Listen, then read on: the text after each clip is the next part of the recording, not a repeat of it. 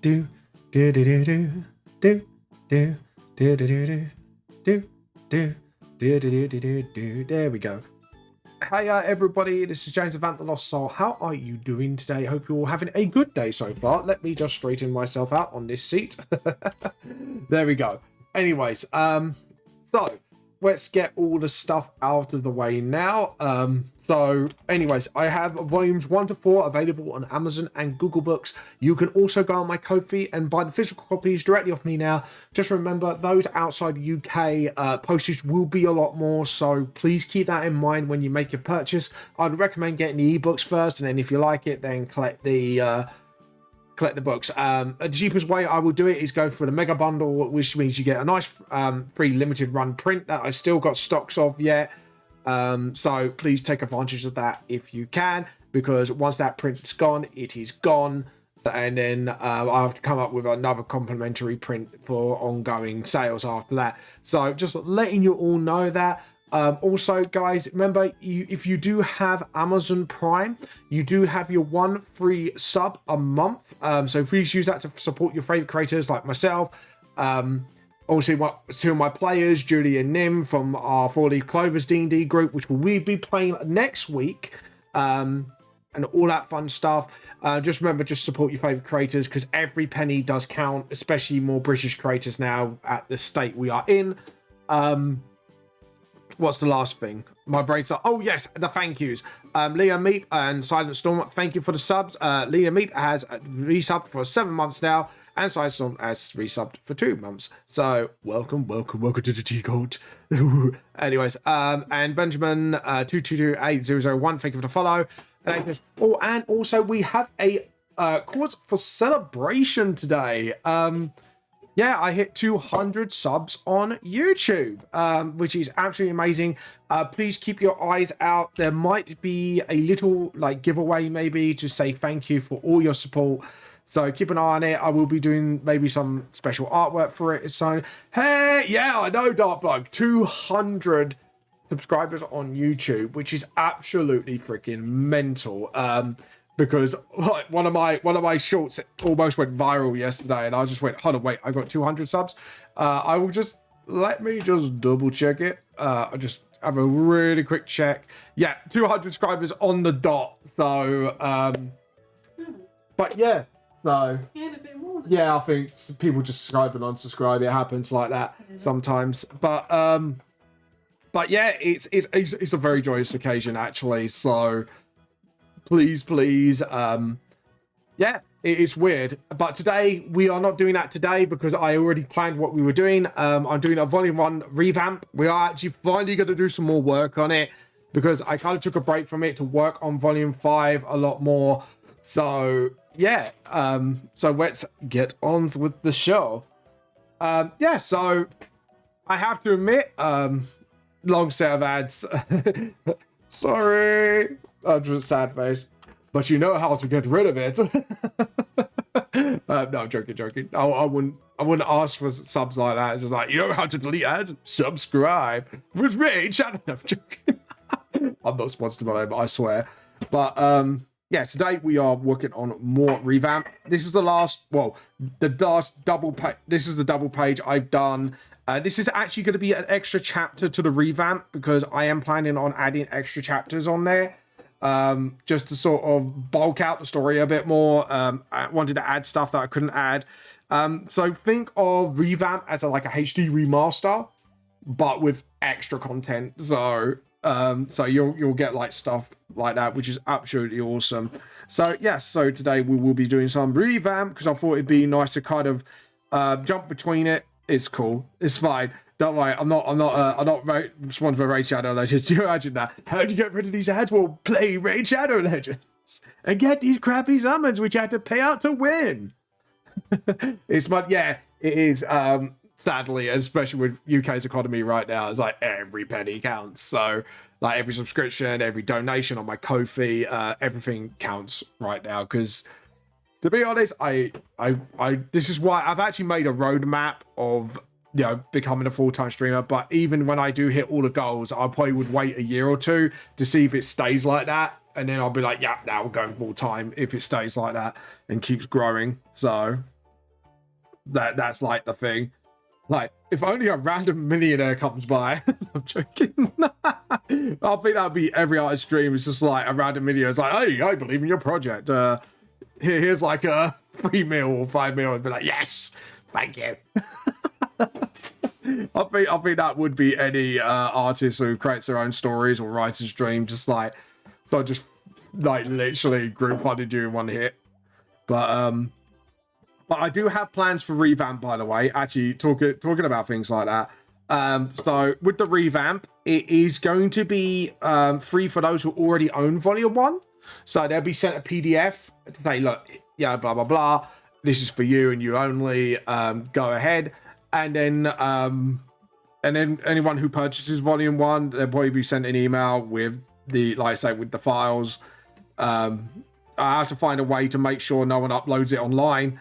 But like I say, once we get around that, then I'll be like sharing it out. So stuff like that, really. It's just sort of, you know, just protect my stuff a little bit. Welcome back, Darkbug, by the way. So yeah, so whoever, like say, owns Volume 1 will get free copy. Yeah, so if they got like a Volume 1 physical copy or ebook physical copy from my Google Books and Amazon, all you have to do is show me proof that you own it, and then I will send you a, like say, the PDF with, you know, with Volume 1 Revamp, because I'm planning to Revamp 2 as well. So as long as you own them and you can prove it to me, then, because I will be encouraging now when people make purchases, I can't say, look, keep the receipt because you will need it, or at least have a photo of yourself with the Volume 1 book so you can then get access to Revamp. So things like that. That's my plan. And then if it gets popular enough and people actually want me to do a Kickstarter on it, I'll do Kickstarters, do physical copies of Revamp 1 and 2 and see how it goes. Because like, unless it's like that's like a little, this is a little passion project of mine, because I've looked at volumes 1 and 2 and then compared to 3, 4 and 5 that I'm working on at the moment, and I'm like, I've come a long way, and to be honest, volumes 1 and 2 need a polish. Sort of things. So I was looking at like, yeah, it really needs a polish. Like, you know, like when you look at your old stuff, it's like you really want to just polish it up. So this is a passion project within a passion project, I guess. I don't, but your fellow artists, you know exactly what I mean by this. It's like this is volume 1 and 2 getting some like much needed TLC. I don't know if I asked this, but have you tried Webtoon? I have looked into it. The problem is that I have with Webtoon and Tappers is you can't set a price to people to buy your stuff. And also it has a, I'm trying to think how to put this. Like, I have to set it up in a certain way for it to be readable on there. I've tried to put like the PDF on there, but it's like, oh yeah, the file's too big. It gets really hissy with me because some of my files on the pages apparently are too big. And then when I try to upload a whole PDF, it's just noping me the whole way. So it's just like, until Webtoons now have a way of me be able to charge and stuff like that, then stuff. I may put like the Revamp stuff, like, because obviously because I put a sneak preview on my official website, I might put the sneak previews on there if I can find a way to do it. But other than that, I'll probably like, yeah, see, I export the PDF because it then makes it publishable on like self-publishing. That there's actually a lot of stuff when it comes to self-publishing that people do need to know, and there is a lot of stuff. It's like, yeah, it's that's on a sort of absolute need to know stuff, like stuff that you should know beforehand. It's like, I'm actually offering the Birmingham Con that if they need a panel on self-published mangakas on that in the Birmingham Con I'm doing, let me know, because it is anime, it is, you know, manga and all that. So, and I think there is a lot of stuff when it comes to self-publishing that people do not know about, and they're like, not, I wouldn't say trade secrets, but things that people really do need to know before publishing, before getting started on your projects and stuff like that. Like, people don't know, like, actually how much work goes into a manga, and then how much money when you create physical copies that you need to pour into it. Like, yeah, beadlines and gutters. That's one of them. Making sure everything's in proportion. But this is just during creation. Also, what if you're near finishing, binding styles as well, stuff like that. Getting like what you call a in England, we have something called an ISBN number, which means if your creation is more than a comic size, you need an IBSN number. Like my books, every book, even if I look at the One Punch Man books, which is published in English, it has an IBSN number on One Punch Man. Like you need to buy that, and it does cost a bit of money to do it. I think it's like the cheapest I can find is like 50 to 60 quid a pop for a book, but there are a lot of places that charges a lot more. So you need to be careful where you buy these things from, and register it with Nislan and all that fun stuff. Like there's a lot to it. I worked at a printing company, so I learned some of those things. So Dartbug, you know exactly what I'm on about then when I talk about these things. Yeah, do you not know? But yeah, like I say, IBSN numbers. It's something I think people need to know, and not just the fun side of it, but also like that side of it, and then how to price your books to make it fair. I always try to keep mine competitive and fair because I am a small timer, so I don't expect someone like manga these days. They would cost like well, it says 7 here at a time, but a lot of mangas are about like, I would say about 10 quid now. So I keep mine to 7 quid to keep it competitive, but at the same time to say, look, I have made a full-blown manga and stuff like that, and also know where to print. So yeah, exactly. Knowing where to print, make sure it's good quality, but at a good price as well. Stuff like that. So there's a load of stuff to it, like absolute load of stuff that you need to know. Copyright laws of your country, so you don't get like, you know, your stuff gets nicked or you hit something and someone goes, no, I'm gonna sue you now. And it's like, that's why in my manga I make references, but I very, very make sure like they are references and just that, and it just makes nods to stuff. So, but yeah, it's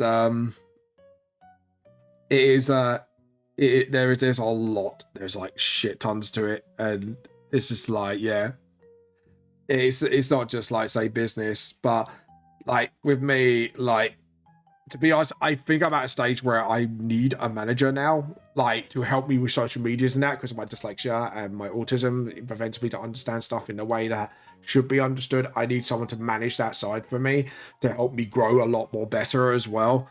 Like, I've only just gotten a hang of like hashtags and that, and I've had a really hard time with it. But you wouldn't think so, but yeah, I do have a hard time with it because, again, my weaknesses kind of really show on that side of it. So that's what I mean. So, you know, not just management for social media, but help me organize events, get me in events, stuff like that, and how to sort of get myself out there a bit more. It is a bit hard because at the moment, the way with MCM is being at the moment and being a bit, without sounding horrible, being elitist with what artists they get in, because MCM's having that problem at the moment. AFCC treat their artists like crap in their cons. That's why I'm trying a bit further away than just London, which is really annoying because I know I can get a huge customer base there like I used to. And it's just like, it's kind of drowning me a little bit now. And it's like, I need to go somewhere. I know it sounds really horrible. Like, this is a passion project of mine, but at the same time, I need to get out there. I need to sell books to create more books and stuff like that. And eventually I'll do, like, if I can, I say if I can, to make a living off it. So it's sort of, it's just a nightmare. Logistics, I need someone who has the know-how for it, basically. I'm not good with that sort of shit. So, but yeah, but like I say, it's, I've been watching To Get a Table at a con too. Yeah, exactly. But you're from the US, aren't you, Darkbug? Is it? Oh no, you're not from the US, are you? From somewhere else? Like, is it easier for you to get a table there? Because it used to be easy here, and now everything's just a fucking nightmare. So, unless you go for a small con, then you're good. But like I'm doing at the moment, anime con. Well, I wouldn't say it's small, but yeah. yeah, that can be a problem. Like, I can understand where you're coming from on that one, actually. Yeah, you're from the US. I would say just go for it. Like, I know it sounds like it's not as easy as it sounds, but just gun for it. Seriously, because if you go with the right communities, like seriously, there is a market out there for self-published stuff and stuff like that. You just need to put your best foot forward. And this is a tip that I actually will give any artist who wants to show. I thought it was harder, but the last cons had randos. Yeah. So there is a market out there. And the problem is a lot of artists who don't do original stuff tend to get they hide behind. This is not me trying to be horrible to these artists, because me and Ben Kefka actually had a full-on conversation.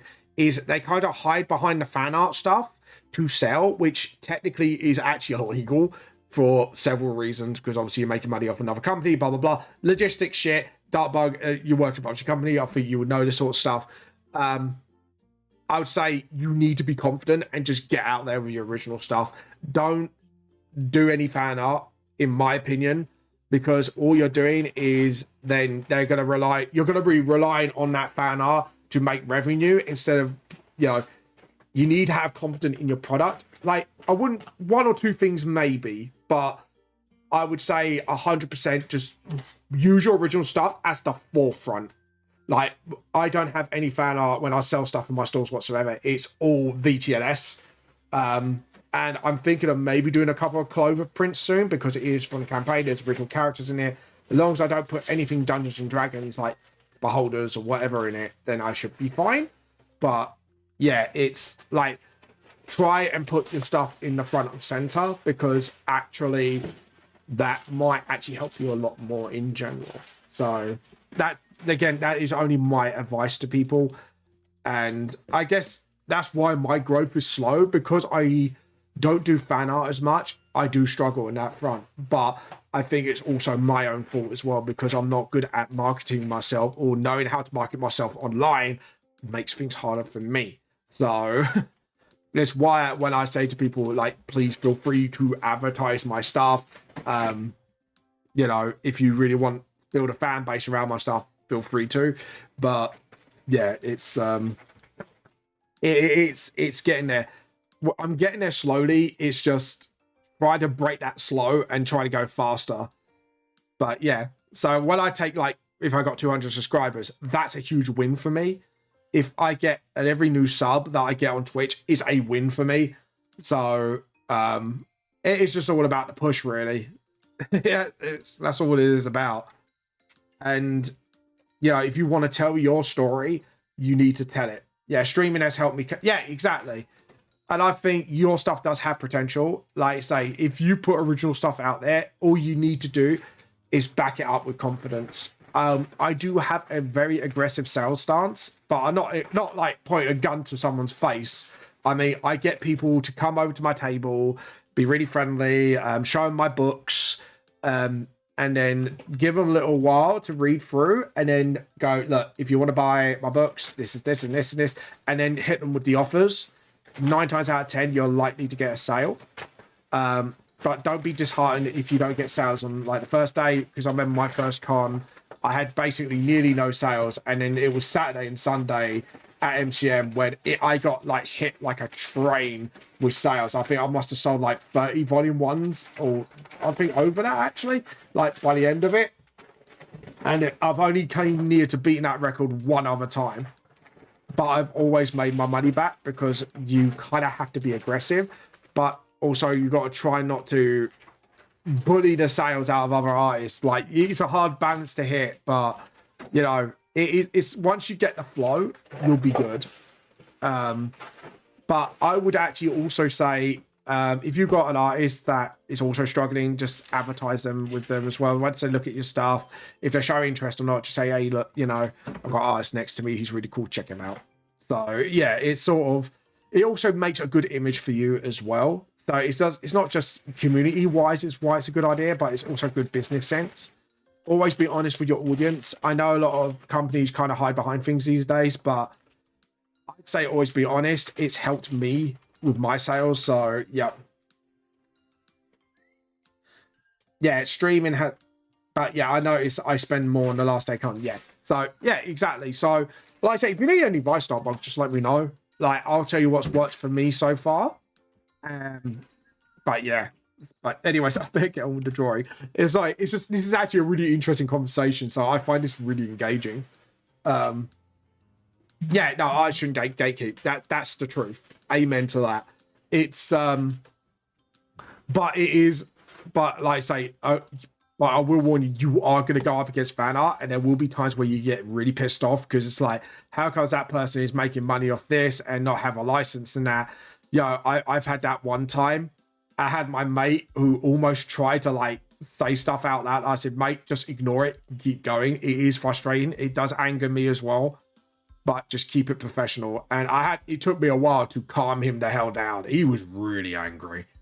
And it kind of wound me up a little bit as well. So it's sort of, it is hard. You will get things like that happening. So I will warn you, it will happen. But as long as you keep fighting and as you keep going to get those sales, you should be fine. I got bleeding.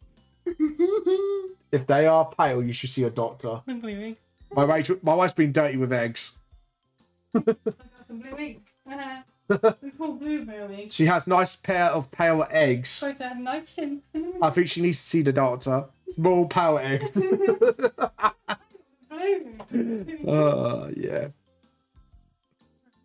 Yeah. Yeah, fan art irks me, but just like you did half the... Yeah, my gripe with it is you're making money out of someone else's intellectual property. And I think that is... I know it's like a big corporation, so they probably make a lot of money as it is, but it's still... You are relying on that for your revenue, and it kind of does piss me off a little bit, I have to admit. But at the same time, as someone, like I say, I've got an artist who is literally relying on fan art to get his stuff out there. And he said he doesn't sell much original stuff. But it is frustrating for him as well, because he now has to rely on that to get the money. And it's like, yeah, like I totally understand his frustration. So that's how I think of it, is I know artists are struggling out there to get their original content, and they have to rely on this sort of stuff to get their original content out there. But I'm hoping with the likes of like Pop and all that becoming now big recently, like they can realize like, yes, I just need to work hard at it. It is hard conversation to have, because at the end of the day, you don't want to really upset the other artists, but at the same time, it's a bit like, I think we need a serious chat. But yeah, it's very hard to sort of it is very, very hard to sort of, you know, I try not to judge them, but at the same time, I know how frustrating it is. But I can see it from both sides of the argument. And the problem is, I think it's not just an artist problem, it is a fan problem as well, because fans encourage this behavior by buying fan art. So again, it's that loop. It's that really bad loop, and once you get into it, it's hard to get out of. And it is a shame when, you know, people have so much potential with their works, and in fact, because you have to kind of build up the fan base first. But the problem is, if you are known for that, it's hard to get out of, and it's hard to kind of make time for your own stuff. And I do feel bad for people like that. It's really hard. I have to admit, it is hard for them, and I can understand why. I think it's because I have the virtue of being really fucking stubborn when it comes to my stuff. And it's like, I think in a way that's been a virtue for me, because I've been like, no, I'm going to get people to check out my stuff. Yeah, it is it's a vicious cycle of a trap. Some people will do it, and I think they don't realize the harm it does. But at the same time, it's sort of, you know, it's why when I teach to draw, like, yeah, you know, I do take a little break and go, right, let's do some fan art, but I don't sell it. It's just like, there you go. Like, my view of fan art is, as long as it's free to see, that's fine. And unless you got a license to do fan art, or a special license to do fan art, and you're paying the royalties and that, or you are working for that company, then yeah, all right, make the money because you've done it official means. But if you're not doing it through official means, then I get, unless you get permission to do it, it's a bit And the thing is, I said there maybe should be a way around it. And at the end of the day, I think companies have got an untapped market here for fan art. And if they start doing basically, this is why I don't like Games Workshop on that, because they do attack stuff that is free and out there. But instead, maybe, hello, Ocean Wavy, how are you? I think if they start handing out special fan art licenses to say, yes, you can sell fan art of our stuff, but we have a little tiny cut for royalty in exchange, then I think, yeah, I think that would be a very great way to get artists to, you know, be able to not feel like there's going to be a target on their back if someone from that company spots them doing it. So yeah, exactly. But as long as it's like free out there, or you got a license to sell it, essentially, like, then yeah, go nuts. But it's a conversation, and even like say me and this Ben Kefka guy were chatting. I think it's a conversation for artists, fans, and companies to have, because I think there are ways around it which could really help both artists, company, and fans alike. But yeah, how are you doing, Ocean Motion, by the way? But yeah, it's sort of that's how I feel. We're talking about when you go to cons, it is frustrating when you see artists sell only fan art and not original stuff. But I do at the same time see why. Yeah, artist problems, essentially. So it's about like that, and maybe there is a way around it if companies and artists actually work together with special licenses, stuff like that. Yeah, but that's why I don't like that. I think when you become too reliant on fan art, that's it. You get choked creatively on it. And I think sometimes, and this is what I'm saying to the fans, I think fans don't realize by doing this how much harm they actually do to the creative industry. Even though they might think they're supporting that artist, but actually you're kind of going, this is what we want, more of this. And it's like, and then people go, well, why we don't get much original stuff these days? It's like, this is why. This is where the problem lies. It's not just that factor, but I think there's multiple other factors. But also, it shouldn't really be done, because then you're taking money off someone's intellectual property. If I saw someone selling BTS fan art and they didn't get my permission for it, I would be screwing. And I don't blame the companies for that. You know what I mean? It's a vicious cycle, essentially. And I said, well, maybe a way around it. So if people do want to do fan art for a living, is if companies do special licenses, like say, all right, you give us like a 10% royalty of your profits, but in exchange, you can sell fan art on behalf of us and advertise us. Yeah. So it's, like I say, I take issue with it because there are ways around it. And I think there are ways to better the community and better the business between original creators and fan artists. Because there is, like, even though we understand why the other does what the other does, I think there is some bitterness between the two. It's just, like I say, I think my stubbornness has been a virtue when it comes to me only selling VTLS stuff.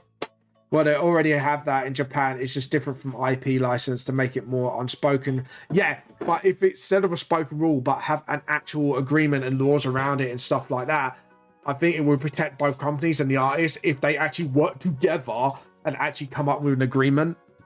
But I do know what you mean by that, Ocean. I think I've heard stuff like that in Japan. Like, if you make so much, then you start paying royalties. I know that much. I have heard of this system before, but it can be a bit frustrating, if you know what I mean. But I think this is what I mean. This is an engaging conversation, and it is a hot topic, but I think it needs to be between fans, artists, and stuff like that. It's like, you turn around to fans and say, well, if you want more original content, then you need to support that content by buying it, by subscribing to the right people, stuff like that. So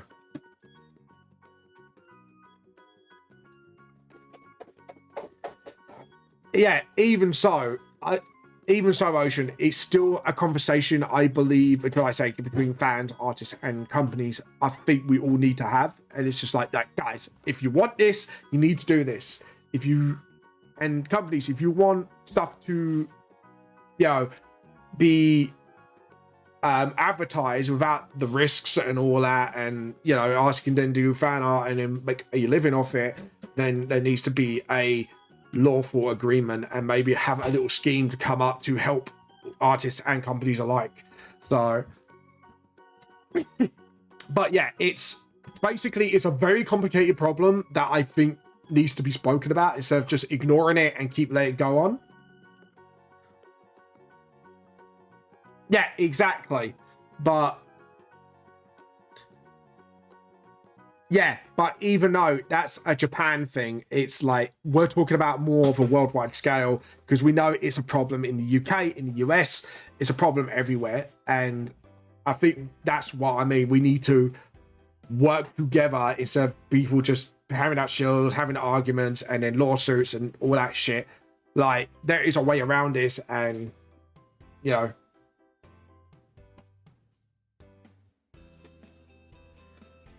yeah, but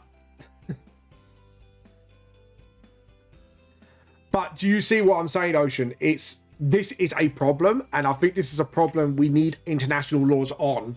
That's what I'm saying. Is I think copyright has become such a problem because of different countries, this and this and that. We need now because let's put it like this, I think regional copyright laws are very problematic, because now we live in an age where I can talk to you from England, you could talk to me from where you're from, but it's like there's a wall blocking. Do you see what I'm saying? Let's put it like that.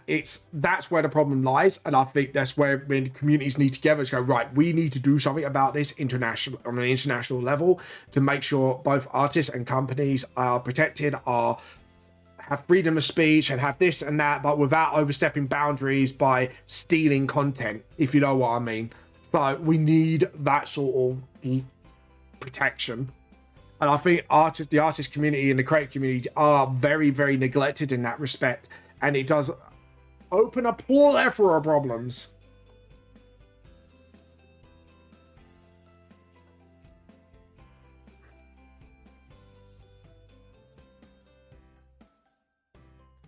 Yeah, but even if it ends bad, but the thing is, it will end badly for them probably. If, like, say, and this is why I think on an international level, we need to, like, instead of unspoken agreements, it's actually go, right, we need international laws and stuff like that. Like, we need this sort of thing. And if they don't like it, then they can go F themselves.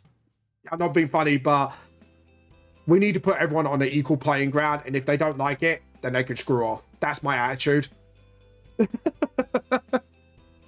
You know, so but yeah, it's sort of it's yeah, exactly. Flight Simulator to EU versus Apple. Yeah,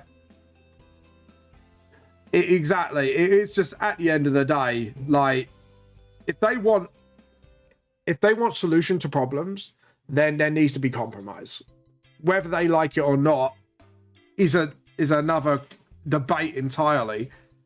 And at the end of the day, there has to be now, like, reason and rhyme to it. So, you know, at the end of the day, I may sound like a dick, but I'm just being honest. I'm just being honest. But yeah, there we go. True. Exactly. You know, and this is why these kind of issues with artists do need to be talked about. So I think this is why we need this sorts of thing to happen, to go, right, we need this thing and we need it now.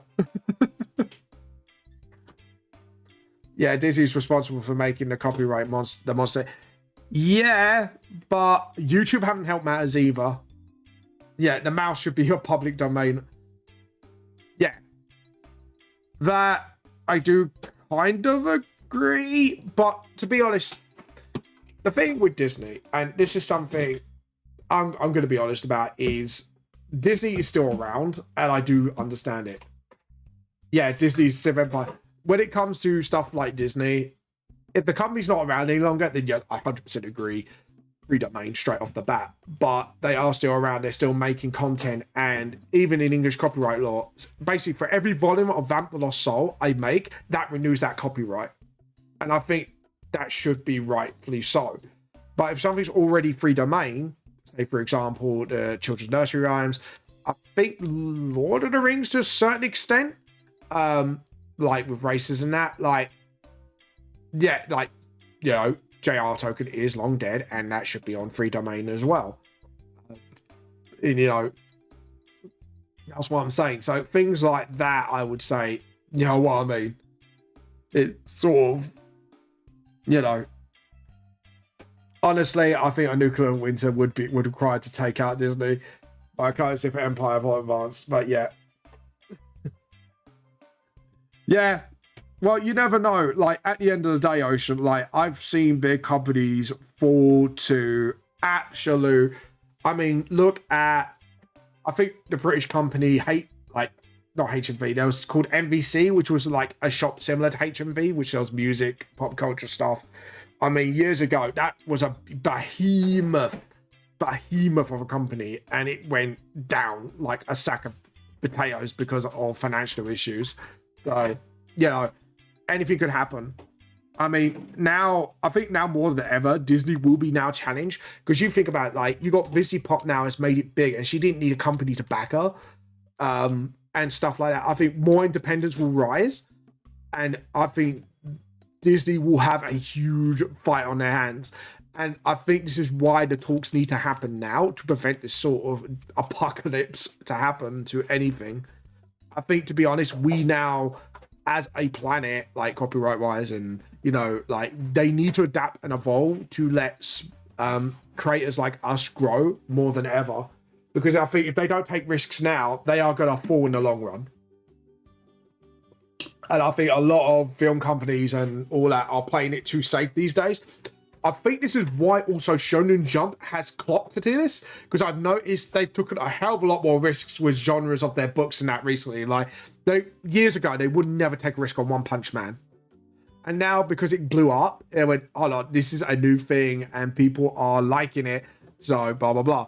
And I think they have paid attention now, and I think this is why now they've opened themselves up internationally for creators. Like, I've actually seen them now going, like, on competitions, or yeah, like, we're accepting submissions now from all over the world. Like, I think Shonen Jump have made a very smart decision there and go, right, we are willing to take risks now. Same with Dark Horse. But yeah. But yeah, it's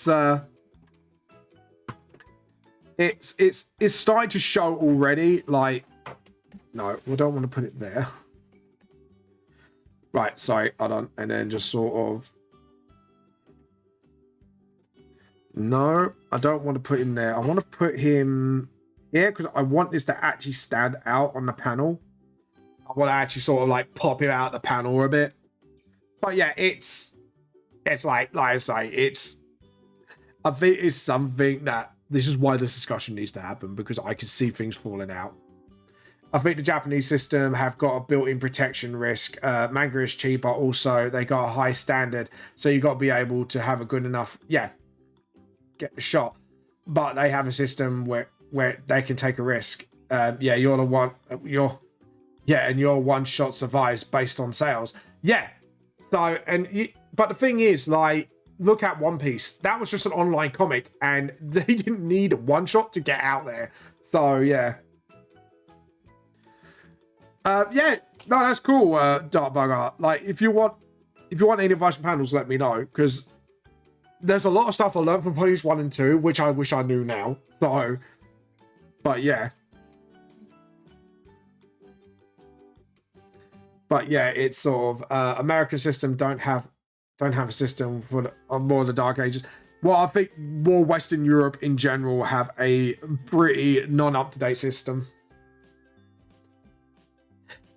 It is, but that's because Darkbug, like I say, it's oversaturated with manga. But the thing is, it's now more lone things are becoming big, because now you got online, and as long as you know how to use the online with you can actually sort of make it big on your own. And I think people need to use Fantasy Pop as a study case from getting small to big in a number of years and see how they've done it. Because I think like there is going to be a renaissance for independent content soon, and yeah, I think people need to keep an eye on that shit. Comic book company have bought up movie company in a state of comics of basically a zombie form now. Yeah.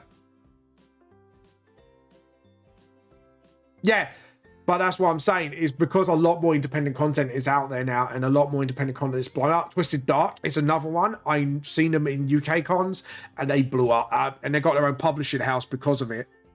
So do you see what I'm saying? Like stuff like that, people need to see. Like this is why I put my manga on like Amazon and Kindle as ebooks as well. I may be a little bit behind myself, but I am looking at it and, you know, my books are slowly getting out there now, so you know, and I've noticed my fan base is growing a little bit faster than normal, but you never know. You never know. I could be wrong, but I'm hoping I'm not. But like I say, this is why I think companies need to start taking risks now, because independent content is becoming big lately, and you know, look at how Netflix blew up. Netflix blew up because independent content was being shown all the time. And not all of them were bangers, but there were some really good ones on there. Yeah, exactly. And this is why I think Netflix caught on quite quickly earlier on. Yeah, like I say, Netflix is another interesting case. But to be honest, the reason being, and I think they've gone back on it lately, is because they did drop a lot of independent content. And then the views just went, and now they're just like, oh shit, yeah, we shouldn't be doing this. Right, let's get the independent content back up again. And now it's like rised again because of like stuff like the new Christmas Carol movie. I think that's an independent project. Stuff like that have now come back. It's actually now come back. So it's been like, yeah, interesting. They came crawling back to him after that. But yeah, that is an interesting case study. And it's like, well, have we learnt, Netflix? Don't bite the hand that feeds you. But that's the same with Games Workshop, because the reason why Games Workshop had a rise of Warhammer 40k was because of fan animations that no one was charging for anyone to see. But yeah. But look at the release of cartoon popularity of Genshin characters. Yeah. Aloy at least has a popular female character. So Goro is the least popular male characters. They're only ranked 40 out of 40. Yeah. But do you see where I'm coming from though? Like, oh, again, Genshin Impact, completely independent company, blown up because of their game. And that is a completely independent company, gaming company. And that's what I'm saying. I think big companies are going to need to start watching themselves now, because sooner or later, these companies will catch up, and these small companies, and they'll just blow them out of the water. I mean, Genshin Impact is what a free-to-play game should be like. Me and my wife love the game, and yeah, we have dumped money into it, but that's because it's optional and you're not pressured to pay to win. Yeah, exactly. Like, I think these big companies need now to look at these business models and go, right, yeah.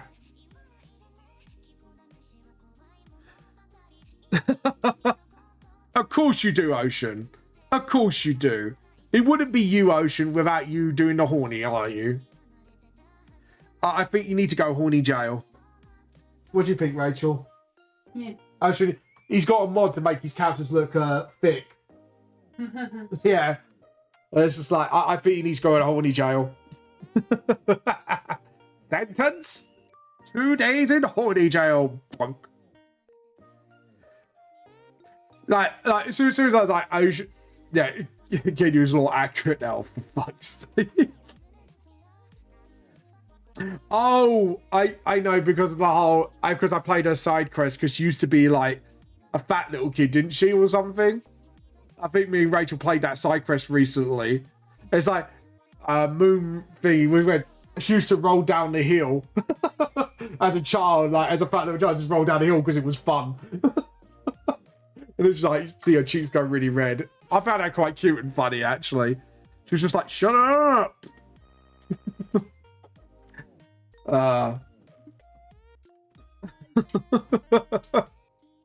No, it was, she used to roll down a hill because she was fun. But yeah. And she found it really embarrassing. Sorry?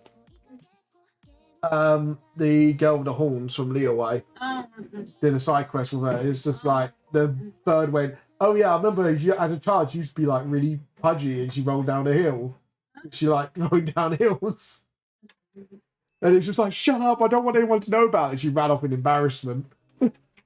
Yeah. I do remember that much because I did her side quest. It was just like, oh Jesus. Can you imagine someone telling that childhood story about you? You'd be like, fuck off. A bit of a black eye in there. A bit of a black eye. Doesn't matter if it's your parent or not. That's it. Black eye is coming. Actually, I posted that on the Discord. One sec. I can't really play the clip, but you get what I mean. But it was really funny. And it was like, oh, you adorables. My Discord is on my other screen, isn't it? Yeah.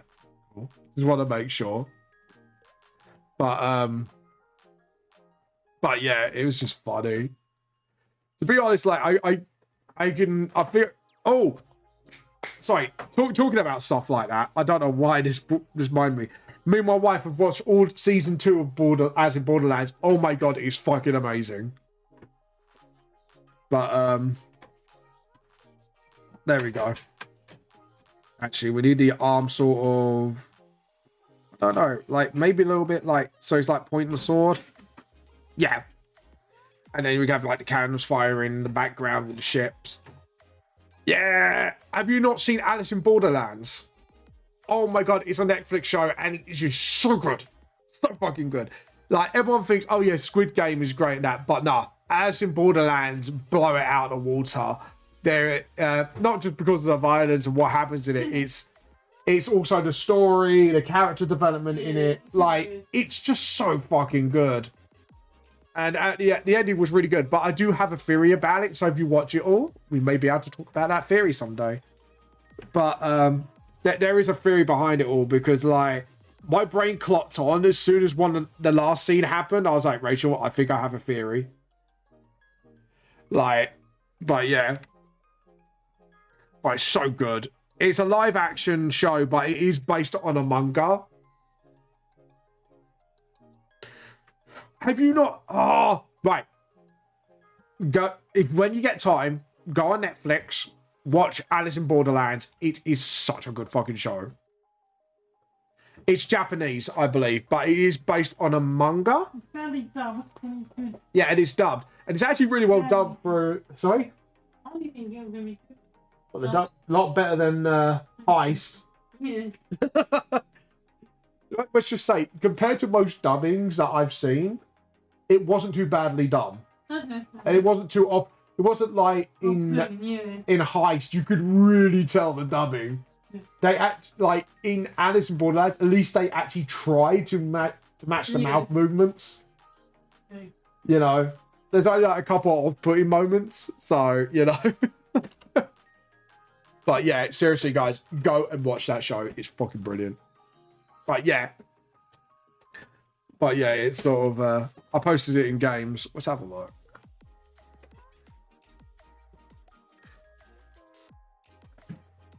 Dude, you need to go horny jail. The mod he puts on. He needs to go horny jail, man. Oh, that's a big vibe. Yeah, that's a mod. Wow. That's funny. Yeah. Yeah. Dude, you need to go horny jail. To my watch. What? For studying, Darkbug. Yeah, I know you. Yeah, for studying. He's like adding that to my watch list. It was like, for studying. Yeah. I see you, Darkbug. I see you, mate. Yeah, I think you need to be boinked as well.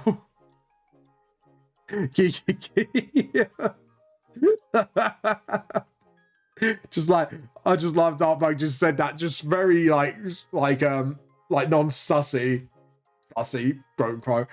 Saving that for later. I see you, Dark Bug. I see you. I am watching you. Every move you... Oh, God, can you imagine how creepy that would be? Soundtrack. It's just like, no horny bonk. With that soundtrack. Every move you make, I'll be watching you. Oh, God. Just me in a no horny police uniform and just bonk on your head. By the way, guys, if you're wondering why my hair's pink, this was due to a charity stream. And I made less money than the other person for charity. But yeah. What was that? You know, you heard me.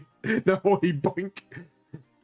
But yeah, I lost in a charity event, and I said for a whole month of January, my hair is pink.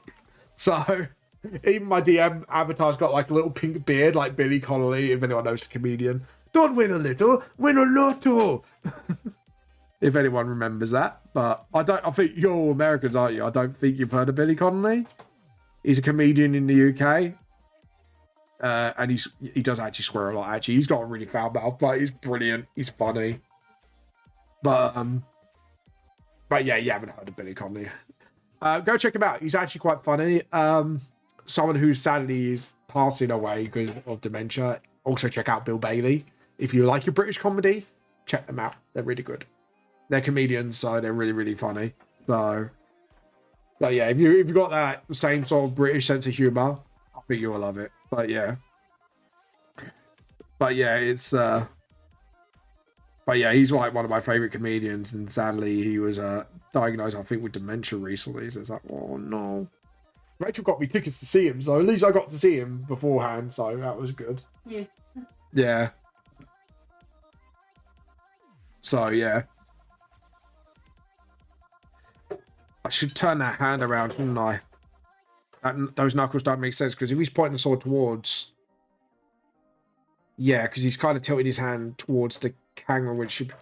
Yeah, it should be tilting the other side of the hand towards the camera. No way, sorry. Anatomy. Ignore me. I'm talking anatomy to myself. I'm telling myself off for anatomy things. So we need to redo that. And then the knuckle should be... Yeah, that's it. So the hand should be more like this. And then the base of the sword should be more... Yeah. Okay, cool. I do it all the time. Yeah, Ocean Wave, I think, would know this. Like, but yeah. Like, when you tell yourself off as an artist, go, no, this is how you should be doing it. But yeah, it's just sort of... If you're pointing towards something in the air, the sword needs to be where the hilt can be faced, if you get what I mean. Because otherwise, if you're doing it like the backhand, you make it look like he's about to slash instead of pointing the blade. So, anatomy, people. Anatomy lessons 101. Visual shit. Yeah, we need to point the sword. And I need to do... that shit, like, right, we need to do there we go. That's what I needed to do, is point out stuff like that. So because that is all wrong, how I sketched out the perspective. It's all about perspective, do you know, people? Oh god, how many times that joke is made in a bridge series? It's all perspective, really, especially hosting a bridge outfit. I think they made that joke a lot of the times. Fucking brilliant bridge series that is. But yeah. Right, so if we put the sword up a little bit and then just put the cross guard on, because I actually did study Queen Elizabeth's swords, so if there's like ice versions of them, I know what they would look like, and that sword is in that hand. So we need to do that, and then the handle needs to go down here, perfect, and then just sort of do the horns of the handle, the guard. But yeah. Actually, my little question is, because we got mostly artists around here, like, what is the most pain in the ass thing you got for you guys to draw? Like, out of curiosity, like, what's the most pain in the ass thing? I actually want to know from you guys. But I got some bop tunes today. But yeah, there we go. And yeah, we've got the sword. Feet for 2 reasons. Yeah, feet can be a bitch. There is a trick to it, though, if you want to know what feet... If you want to know my trick for feet. So one of my tricks is I always do head limps unless you're doing a foreshortening. Foreshortening is my weakness for at the moment, and I'm trying to practice it. A foot is the size of your head, because when you're measuring heads, like in most normal anatomy, is the body's 2 heads long. That's from your neck to your waist, and then from your arm, elbow to your wrist is 2 heads. Gotta see if I gotta allow this.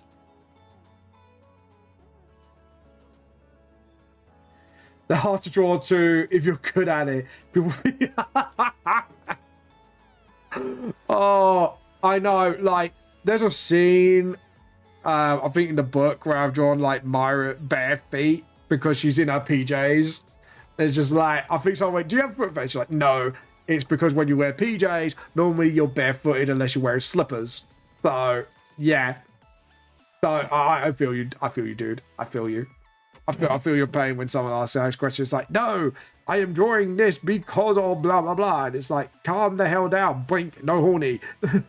But yeah, everyone likes, wow, nice. Yeah, everyone's like, yeah, nice hand drawing. Yeah, I don't get that, right? Why do you get, like, why do people go, oh, you have a foot fetish when you draw feet well, but when you draw hands well, it's like, oh yeah, you know, it's good art. And it's like, dude, to learn anatomy, you need to learn how to draw everything good. Shut the whack up. Hold on. No. We need, if we're gonna do this, we're gonna do this right. Hold on. Wait. Where's right, voice mod? Actually, I think I have a beat button here. No, I don't. God damn it. Right. We're gonna do this right. Here we go. If we're gonna do it, it's you can just off. Allow. There we go. Everything is a fetish. Yeah, exactly. So yeah, is exactly. I'm sure I had horny. Is there? Fucking hell, man. People are just too goddamn horny these days. I think everyone needs to chill out. I think everyone needs to go horny jail for a while. What do you think, guys? Right, so I want the sword to pop out, but I don't want the shit to pop out. So, yep. And then just sort of, for now, we'll just do a rough sketch of what we want. There we go. Awesome. Okay, so we're going to do layout, new raster layout. I think we're going to start with Jinko in the front here. And this is where I'm going to need the reference. So I'm going to need to zoom into his helmet. Not like that, people. Just like, there we go. Sort of, that's it. And they do the sketch of the helmet. I know people are going to be like, her helmet. Be like, no, shut up. Shut up, bucker. Like, yeah. There we go. And then just sort of make that sort of really down so he looks like he's menacing intent. They target. Oh, so yeah. Hold on. Speaking of horny, I found out something funny, a trope where the guys are running around. The girls think, oh, clown anime. Actually, in Japan, the Japanese police report and pointed out the harasser and will avoid women. So they'll look. For God's sake, really? They target. For God's sake. Just in case someone has a police fetish. Ooh, God, can you imagine that? See, this is why we need a horny jail. Just put people like that. It's just like, right. So the reserve of what people assume. Fair enough. Oh dear. This is why we need horny jail, people. And they wonder why. This is why we need it. So that's why anime always has that one. Yeah, that no one goes near. Yeah, that's real. Fucking hell. Slider's had it. For God's sake, really. Jesus Christ. That is just... Yeah, well, at least we know where some of the jokes from Japan come from. So, and then just sort of... That's it. And then... Yeah, because the back of the helmet has that sort of thing going on. Because it all has it all going on. I don't know why that's gone so bloody thick, the shading. I might have to fix that at some point. But yeah. But Jesus Christ. God damn it, Japan. That's all I gotta say. God damn it, Japan. Thank you, Automod.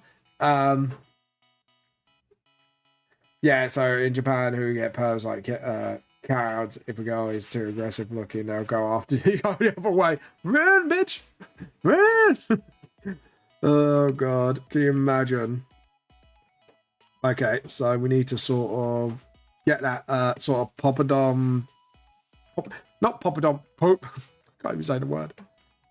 You know what I mean. I'm not going to try and explain myself. But yeah. There we go. And then just sort of... That's it. And then... do the back ones, which that will appear behind. And then that one... yeah, I think that one I didn't do so well because I kind of got the thing wrong of that. So we're going to do that. And then... that's it. But yeah, I can imagine. Jesus Christ. To be honest, like, I do want to go to Japan one day, actually. Just, you know, for, like, everyone goes, oh, it's because you're a weeb. It's like, no, it's because of the culture. It's actually really interesting to me. And I just want to visit, like, some of their, like, you know, like, some of their hot spots, if you know what I mean, like, for tourism. Like, yeah. And, like, actually maybe, like, do a festival. But, yeah. I like the underworld of human, so human behavior, though. It's different environments that interest me. Because American make exact opposite assumption. Yeah, true. Same thing. I'm saving up for a week in Japan. Yeah, exactly. Like, a lot of people go, well, it's because you're a weeb and you create your own manga. And it's like, no, it's not. It's not. Well, it's not just that. I'm going to be honest. It's not just that. It's just interesting. And the technology they have there as well. I think my wife wants to go for that reason as well. The technology. Rachel wants to play with their toys. And the Pokemon Center, I'm guessing as well, Rachel? Yeah. Yeah. But also the culture as well. Like I say, the festivals and that seem really fun to take part of. You know, like the like a Cycle Broom Festival, the the floats and all that stuff. But yeah.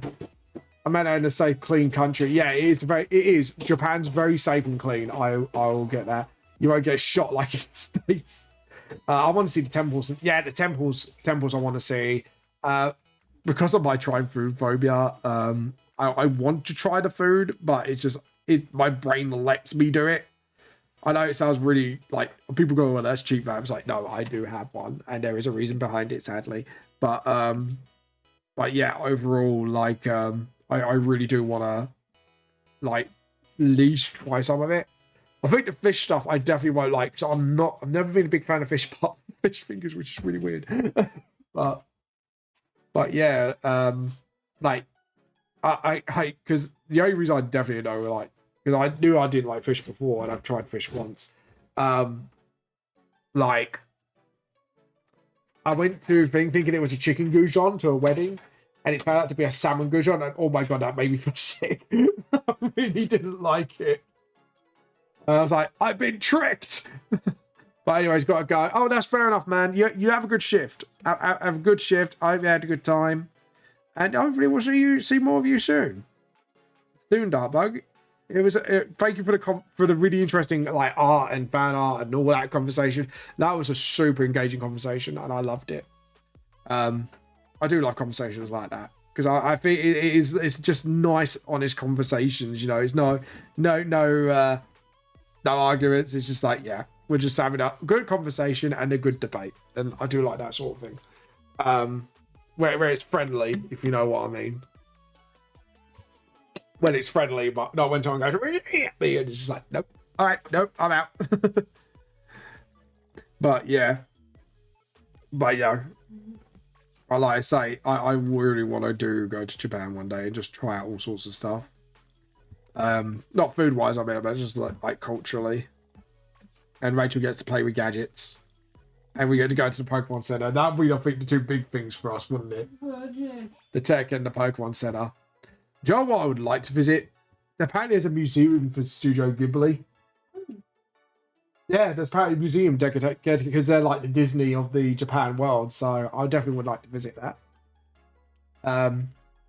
But yeah, I've been messing around with text AI lately. I think it's amazing how they can write an essay, fix my terrible grammar, and translate. Oh god, even write stories like simple short ones. Yeah.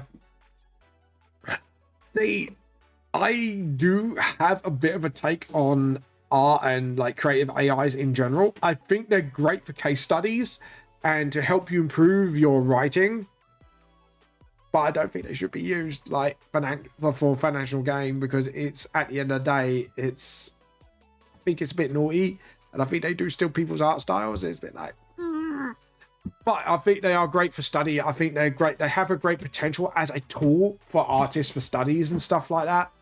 But other than that, I think it should be only used for that. Like, because I think that's one thing does drive a lot about is our business. Like, yeah, handy as a tool, but something that should be used as a crux. Yeah, the art one is different, but this is where it's like text. Yeah, there's already like articles that written by AI already. Yeah. Yeah, it's just, I don't know. I think in my head, like even with writing, there's a risk to it, I think. And with AI, like I say, I think it's a good as a case study tool and nothing more. I do, because like I say, it's just, it has great potential, but I think we need to be realistic about that potential. That's the only thing I would say. It's sort of let's that's definitely like, let's sit down and talk about this sort of thing. Like, because we're hitting an age now where AIs could very well take over things, and it's like we need to say where AIs can take over and can't. Yeah, yeah and no. The problem is with article wise, maybe, but with stories and all that sort of stuff, and with journalism, it really depends who you ask.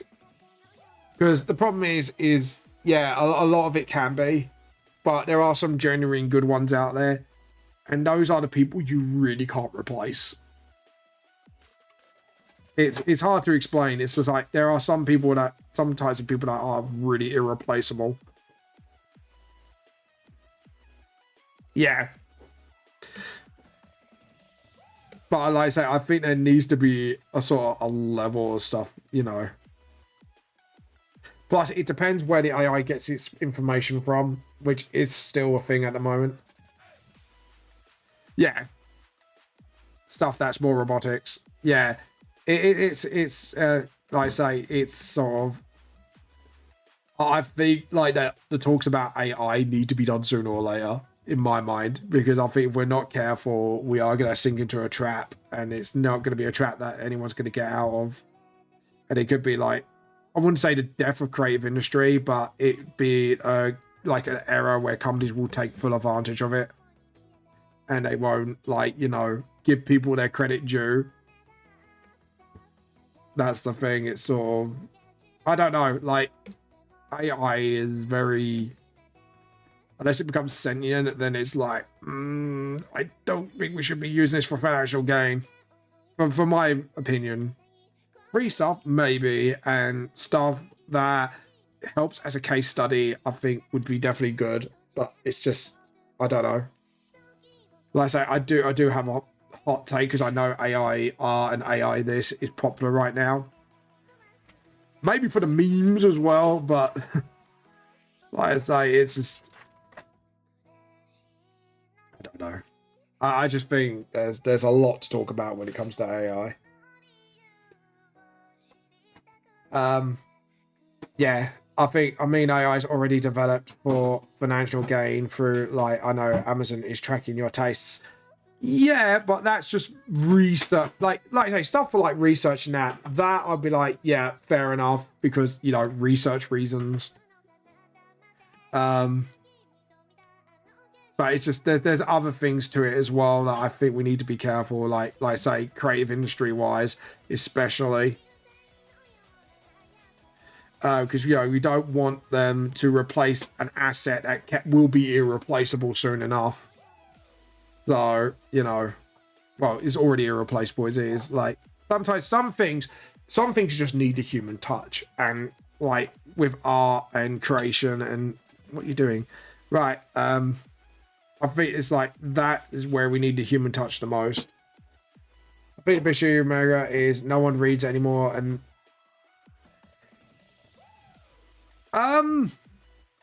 yeah and nay. It depends who you ask.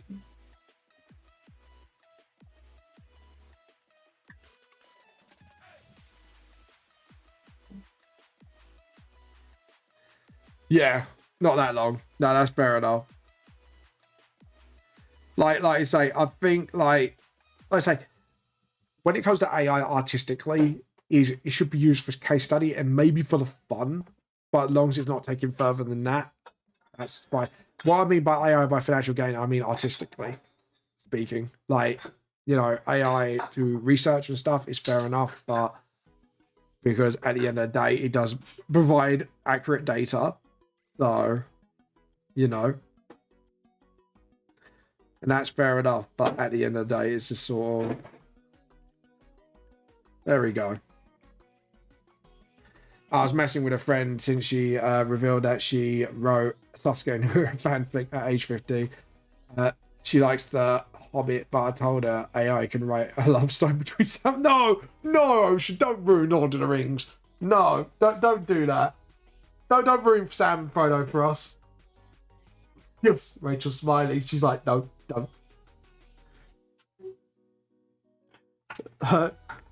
And it did it Shakespearean. Oh no.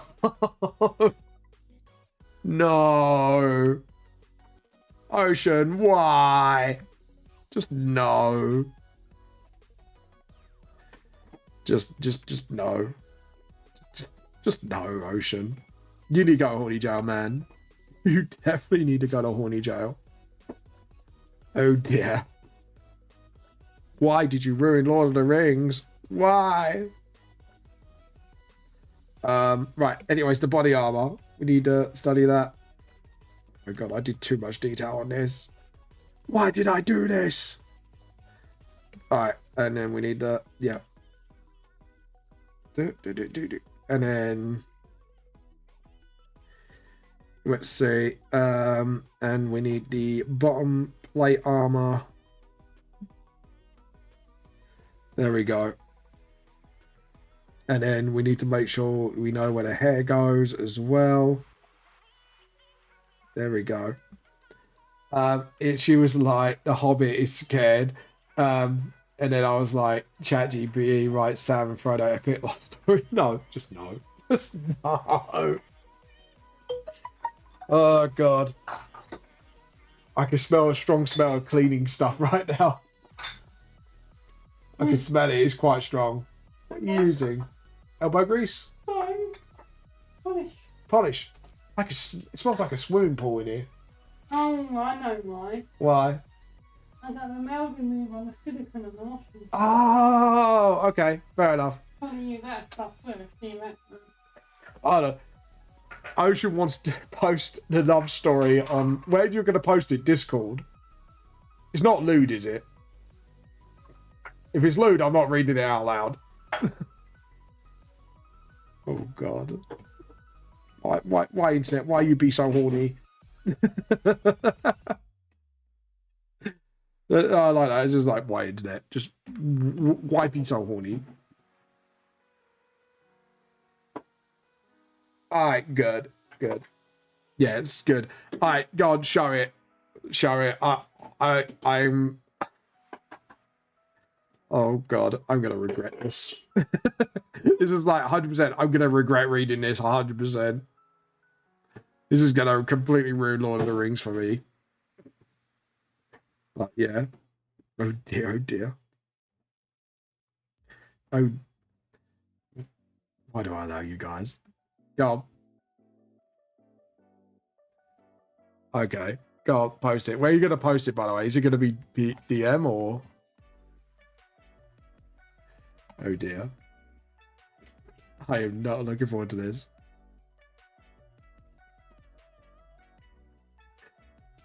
There we go.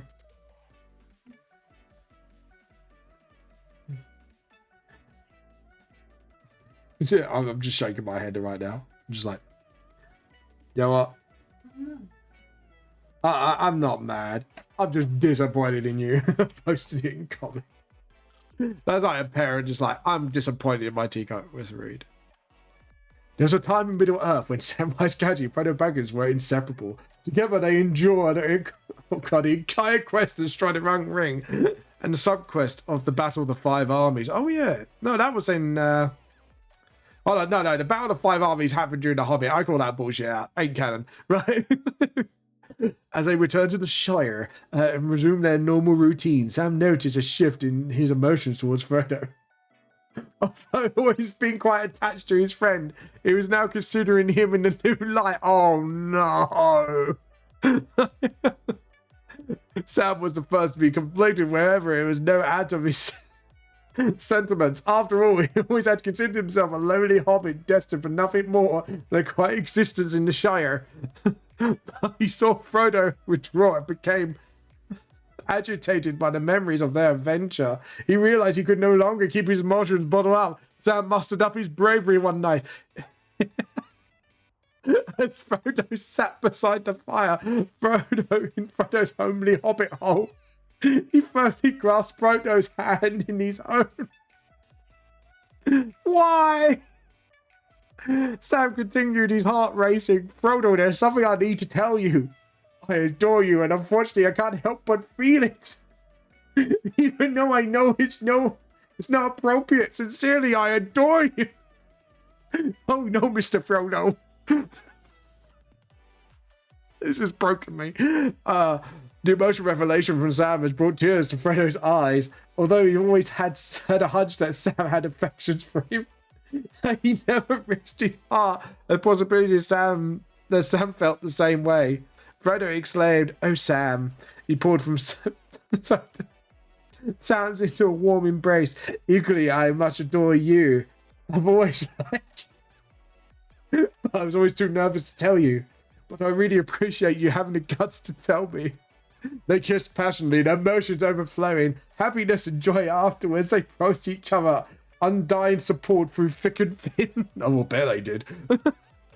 Sam and Frodo held each other as they watched the sun rise, and the Shire realized they finally found a place to call home. Broke me. Oh no. Oh no. Oh god, that killed my brain cells. Now they have a better writer, worse than fanfic writer. Fanfics are barely readable half the time.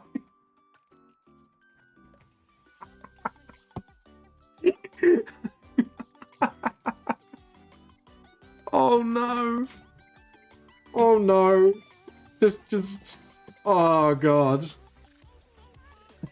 Oh god, I understood the basic story structure.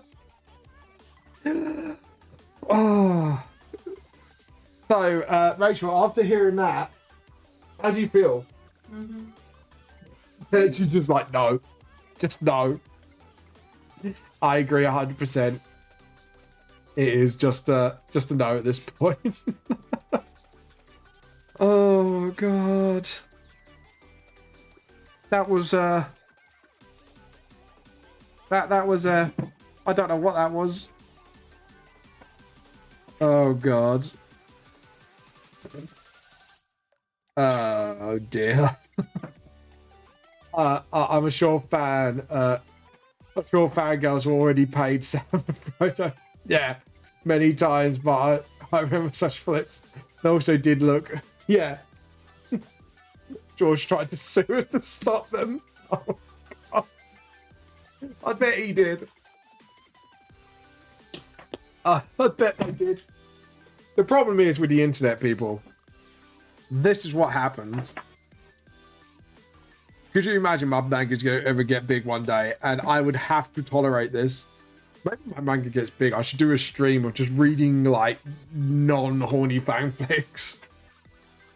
And just like voice them in the most terrible way possible.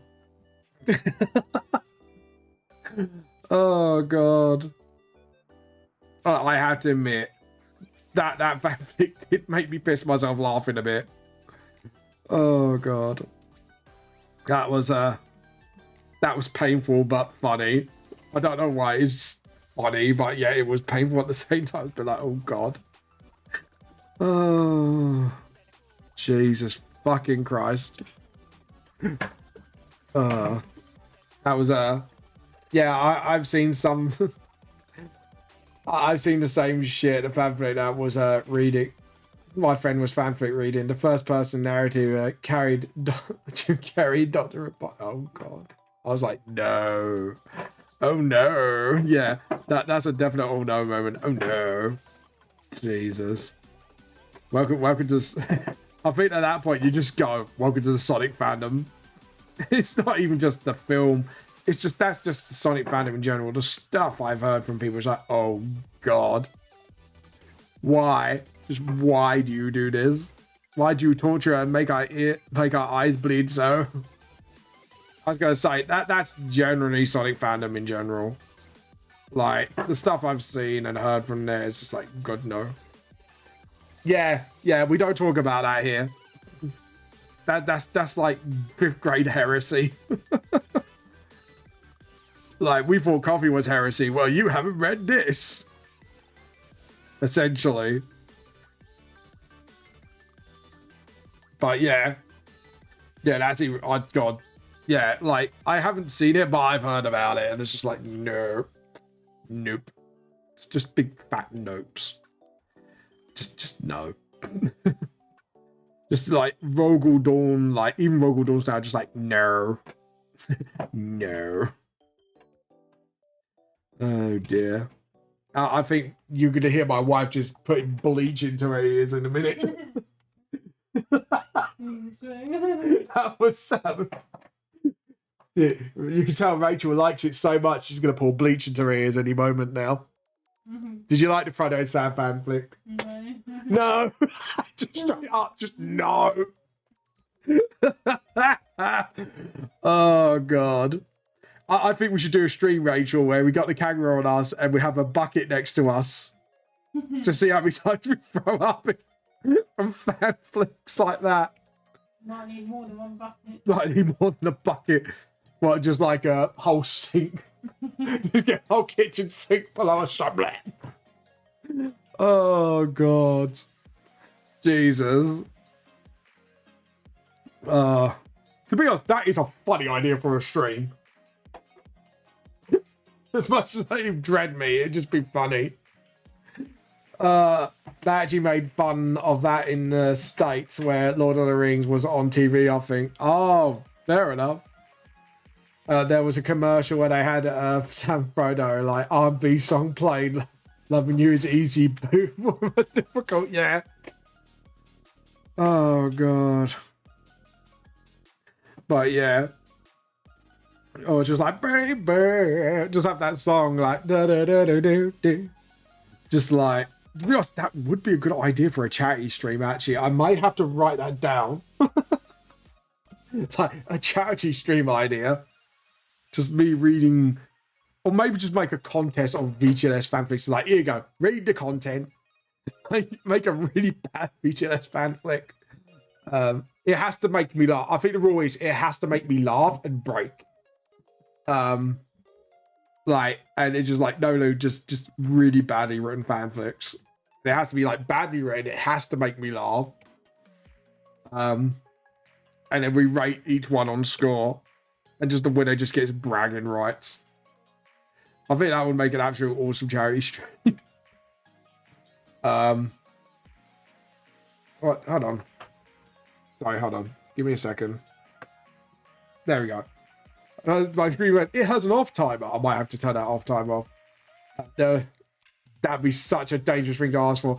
Yeah, it's just like the one rule is just like no horny.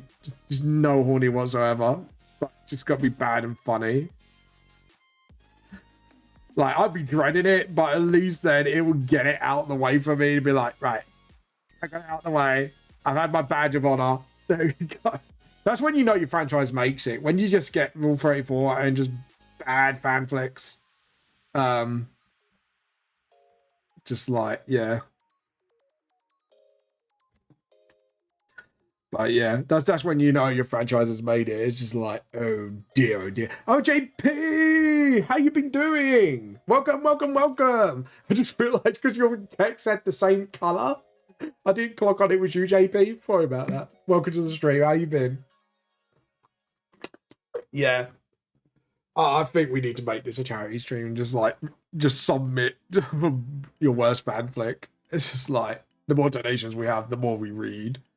Like I say, the only rule is no horny and it's got to be bad and funny. You got to make me laugh and make me want to hurl. I think we need the hurl factor. These one are so far, they're clean. They're clean. Yeah, sorry, I forgot about them.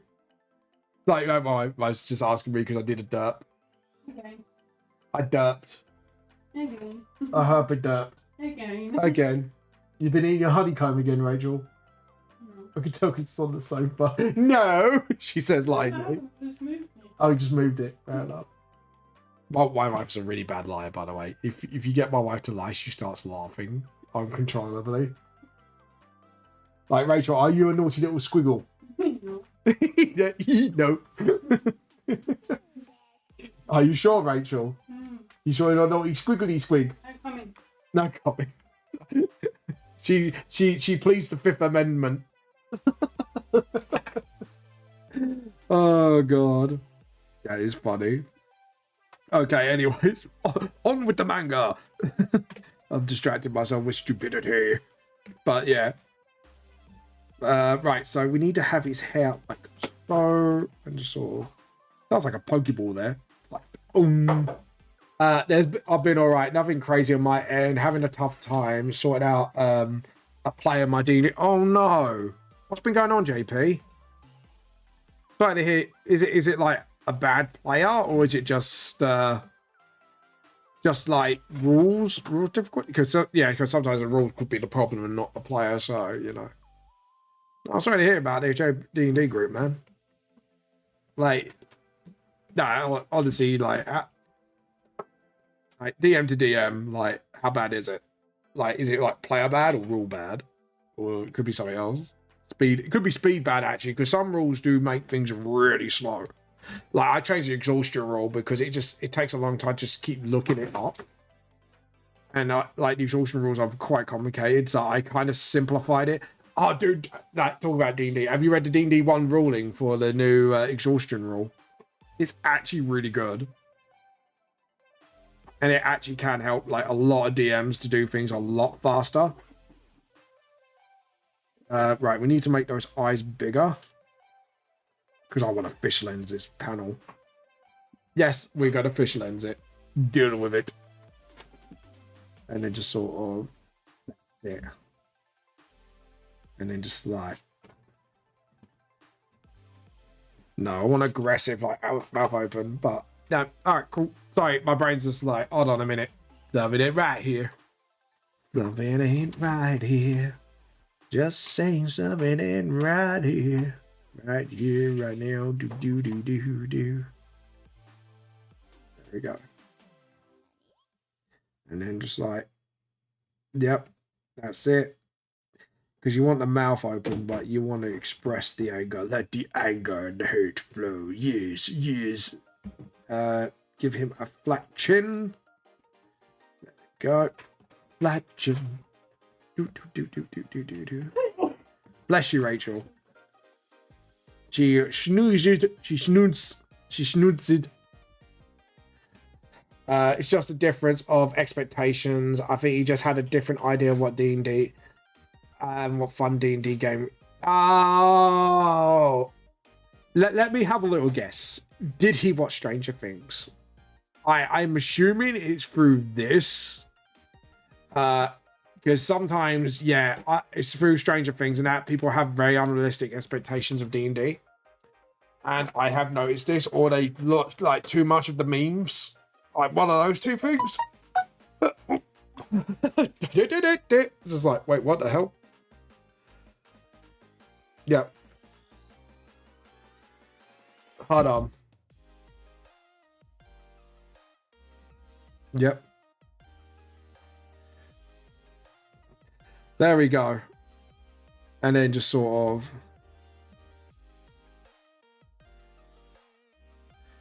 There we go. And then we just do that. There we go. But yeah, it's that's the problem with D&D sometimes. Like when someone sees something from a show or a meme, they do have unrealistic expectations. And I've had players when I teach D&D, they go like either full on try to be a meme or whatever. No, nothing like that. It's just he's been campaigning for like 3 years now. His ideal D&D is focused around players and not the overreaching story. Yeah, okay. No, I get you. Yeah, some players. Yeah, I get that. Like the problem is with D&D is you need like this is why like when I DM for people, I say this is what the story's going to be about. This is going to be like either like story focus, role play focus, or combat focus, or it has a little bit of everything, or it's political. Like when you do a D&D campaign, you need to let your players know what kind of story they're in for. I mean, like Curse of Strahd is like a bit of like gothic vampire horror, and if people don't like horror, then it's like that's now a chance to back out the campaign. So so yeah, it's sort of trying to think. Like, yeah, I get what you're saying. Like, this is why, like, at the beginning campaign or beginning new story arc for Clovers, like, this is where we're focusing on. This is the story. Like, don't tell them obviously the spoilers now, but you tell them like the general synopsis of the story. But yeah, no, I get that, JP. Sometimes that can be hard to DM. It's more like he wants a sandbox to run around. Yeah. See, with D&D, it is very sandboxy, but it has got a linear story path to it. How can I put this? With D&D, this is why I say improvisation is your best friend, is let them have a little explore where they can explore. Then they'll get that feeling of sandbox out the way. But yeah, I would have a conversation with the player and see how the other players feel. And that's my advice on that front. As a DM to DM conversation. But yeah, which some extent I'm willing to provide, but a lot of people, what he's offering runs counter to the main world ending plot that I set. Yeah, I get what you're saying. Maybe do it as sort of like engaged content then. Like, don't promise him it, but give them reward of it if they finish the rest of the campaign, and then you could do like a epilogue story, essentially, which is maybe like another few sessions to give them a chance to explore the world. Maybe that could be a thing. So you could dangle a bit of a carrot, if you get what I mean. Like maybe like in the form of an airship. Maybe, I don't know. It might be something to talk to your player about and see like if they're willing to compromise on that front. Because a good player should be willing to compromise with their DM, and DM should be able to compromise with their players. So, but yeah, it's sort of. But if you already got the story ready to build up to this world-ending event, like maybe just give them some endgame bosses to fight. Maybe, I don't know. Like, there's a few ways you could go around this. Is give them the exploration thing while you can in the campaign, or do an epilogue thing where there might be like some like leftover bits, and you could do some like end game bosses, if you get what I mean, like post game. That could be a thing. And to be honest, post game bosses ain't that hard to come up with. Like in my mind, like you could do like monsters or NPCs. Like I think. Like again, I'll go to Critical Role. Like when they did the grog thing and the wedding and stuff like that. Like tie up loose ends sort of shit. But yeah, I do get what you mean, JP, dude. Actually, like it is very hard. Like I say, I think that is a conversation to have with your player. And if it's just him, then you kind of have to say, look, mate, like everyone else wants to do this. You kind of have to toe the line. But if everyone feels the same way, maybe say, look, I'll come up with some post game shit. Maybe we'll just have a rough decision for him to change characters. Since neither of us can really think of a reason why his current Oh, yeah. Yeah, that's actually a good way of doing it as well. At least you're talking things out with your player, so that's a good sign. At least your player is probably willing to listen to you and stuff like that. But yeah. The only thing I could think of, unless there's something story-wise to keep him on this path, that could be like, because when I write a D&D campaign, and this is something, I write my own stories and my own comics and stuff like that, but you have total control. When you write a story for D&D, you need to keep in mind you are playing with the players and they could go off their own path and beat. Like, you can give them breadcrumbs all you want, but if they don't want to pick it up and they want to explore, then I just let them explore for a little bit and just give them a breadcrumb every now and again until they want to follow it. That's the only advice I can give. I like say again, you could talk to your players and say, look, if I do some like end game content and stuff like that, this is why I read character stories really carefully and how to intertwine it at a later date. Something a little tip I would do is get them to write a paragraph or two of story. And then once they've done their story, you could put it in bullet points what you want to use in your campaign. And then once you hit it, then you could talk to player and go, right, I want now more expansive detail so I can get things right for you. Or do you want to keep things as a surprise? That's another way of doing things, actually. Like, that's what I'm doing with the Tudor campaign and trying out, and it's actually helped me out a little bit so far. Because I've got bullet points where I can give hints of stuff, and then I will take the player to one side and go, right, I'm going to do this as your story arc next, so give me stuff to play with. So, yeah. But yeah, no, like I say, this is only like things to bounce off you. If you go, yeah, no, that's fair enough. It's your game, it's your decision. But it's just generally, I like to help where I can and then go bounce ideas off each other. Because you never know, you might say something, I might go, oh, I might use that in my campaigns. You know, I'm not a professional DM by any means. And like I say, I'm still like 3 years in as a DM to the community. So there's still stuff even I'm learning as a DM. You're probably more experienced than me, actually, JP, actually, come to think of it. Like I say, this is tricks I found that helped me. And because I'm already a writer myself for my books, it's kind of helped me understand a bit more. But I know when it comes to D&D, as a writer as well, it is a completely different beast. And I'm like, yeah, there's still a lot that I got to learn as a DM. And obviously, like, you know, I've got like a short campaign that I'm playing. Well, like my wife doesn't want to. How can I put it?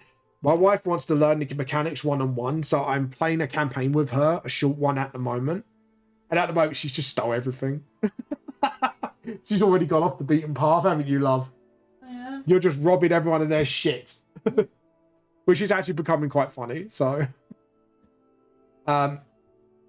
I would be more willing to run about like that if I was a few months into the campaign. But yeah, no, that's fair enough. If you're trying to get your story to the end, I think it is about communication with your players and just go, look, I want to end the story, but if there's loose ends that I could think of in the story that I have at the moment, we'll do it as epilogue, so you've got your chance to explore.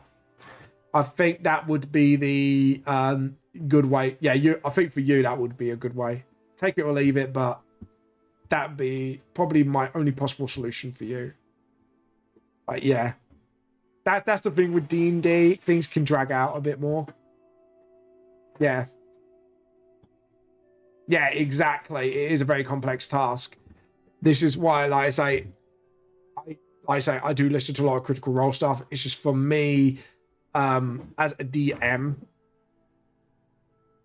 like I say, it's sort of, that's how I would run things and give them a couple sessions of epilogue to really explore and tie up loose ends. And then hopefully then that builds up to sort of like maybe another campaign altogether, or like just a good way to end it. So I hope this helps, JP. I hope in any way this helps in some minute way. So, oh no, that's the panels. Yeah, I think we've Yeah, I think we got it. Okay, cool. Okay, we're gonna start with the front stuff. So layout. Might need a loo in a sec. I've been drinking a lot of tea today. I've been drinking a lot of tea. Absolutely plan to do epilogues. It's not like I'm retiring as a DM after this. I still want to run things at a world that I crafted. Just need to stay focused. Yeah, that can help. It can. I agree 100%.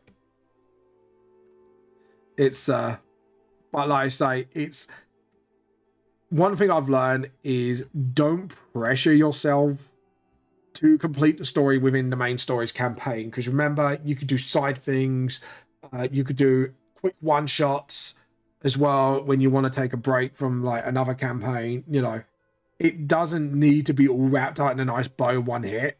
It's sometimes it is even nice to leave open-ended stuff, because it actually can make it easier for you to create a one shot like that. So that's actually something I've learned. It makes it really easy for you to kind of do one shots in new campaigns based on whatever backstories you haven't completed because you didn't have the time or the players didn't band together in time. It's like, I think recently I heard they brought the 99 back, haven't they? Because of that reason, like there was a few loose ends in the campaign.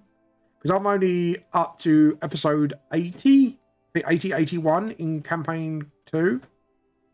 And it's like, and then I heard like, I think there was an article on it. It's like, yeah, they're doing like a Mighty Nine short one to kind of tie up loose ends. But I kind of not read up what loose ends are because obviously I'm still watching Critical Role Season 2. So, but yeah. But yeah, it's sort of, that's what I'm planning for the Clovers as well, is after the main story is if they want to tie up any loose ends or like, you know, do like short one shots or, well, not one short, but one shots or campaign stuff. I'm like, yeah, we'll go for it. It's fun. Let's do it. Let's do it, motherfucker. Let's go, as they say. Bring it on. Like, you know, like John Swanson, our Family Guy, like, bring it on. But yeah. And then just sort of, that's it.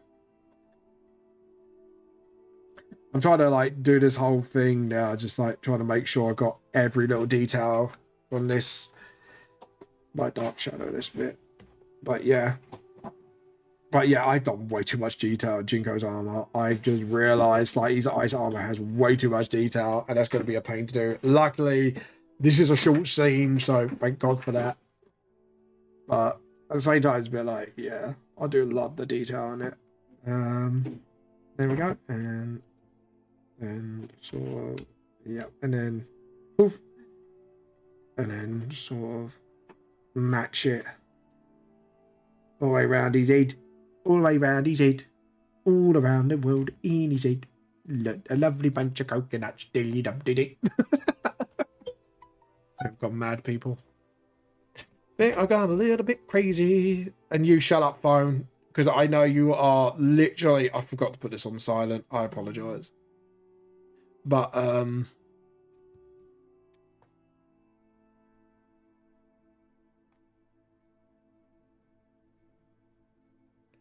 on, let me put it on.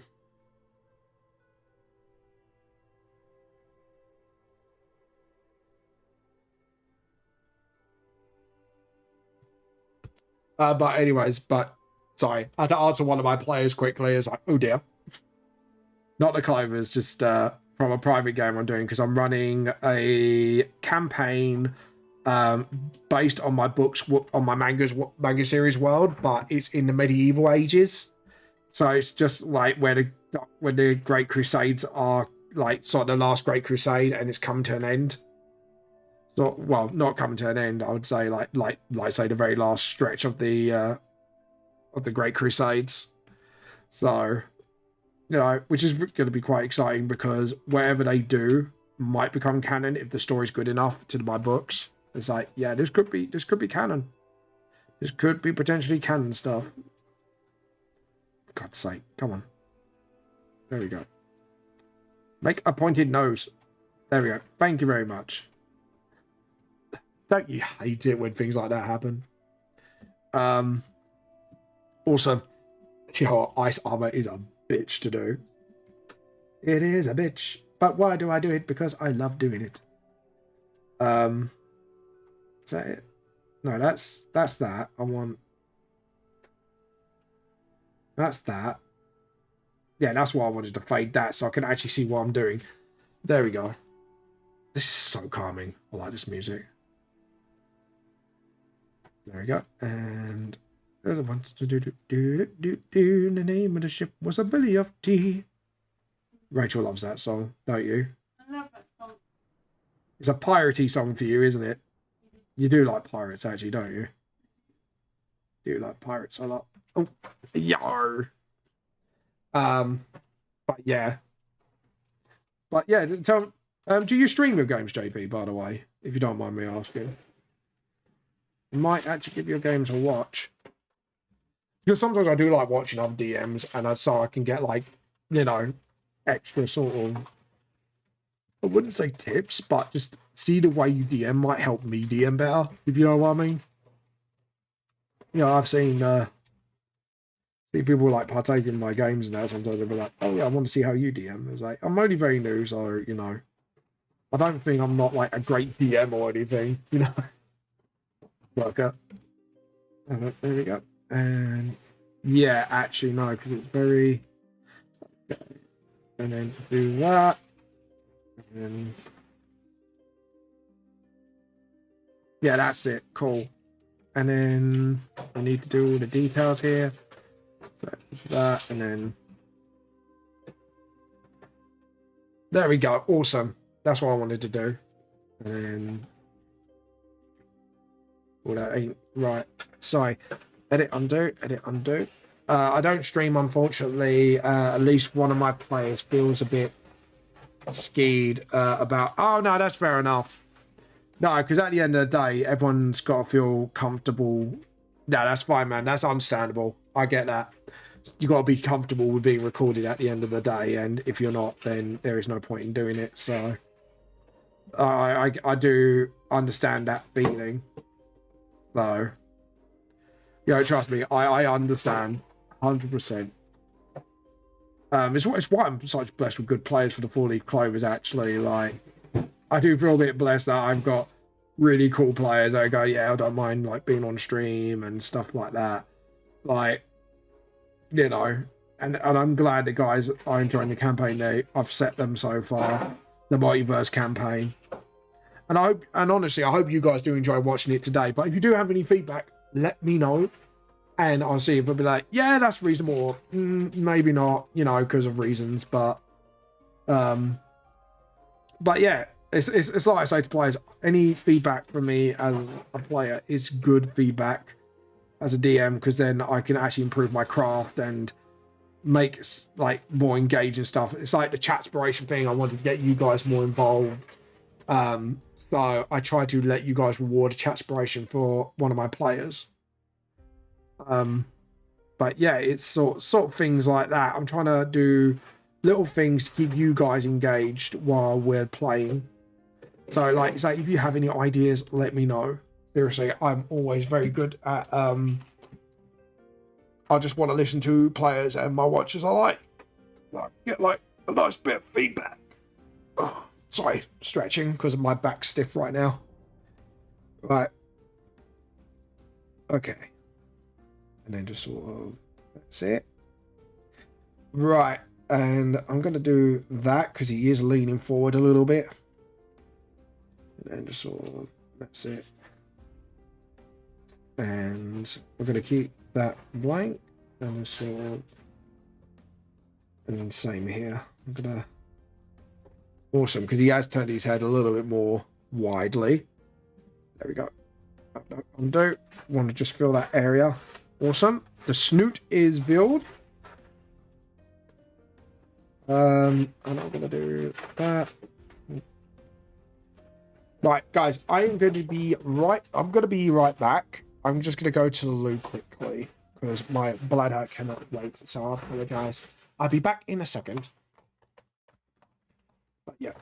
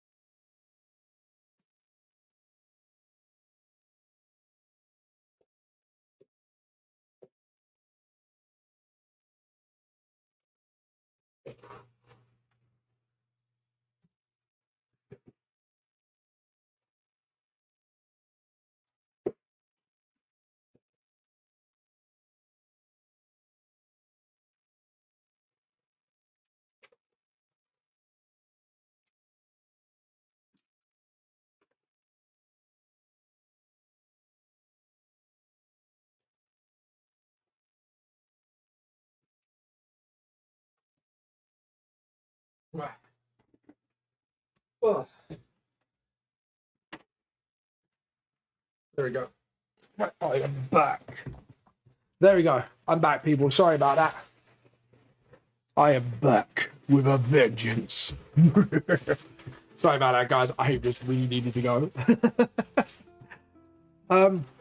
But yeah. Anywho, I just want to look at the shoulder pad. So it's. Hold on. Trying to get any gist here. There we go. And then this is the problem when you do icy armor. There we go. And then edit undo. Wanna just sort of. There we go. At the moment, text AI will not replace creativity, but no, I wouldn't worry about that. It just understanding the generic template plus put your text into it. They don't ask you to write a movie because it would have to do nothing with. Yeah, no, that's fair enough. No, I get that.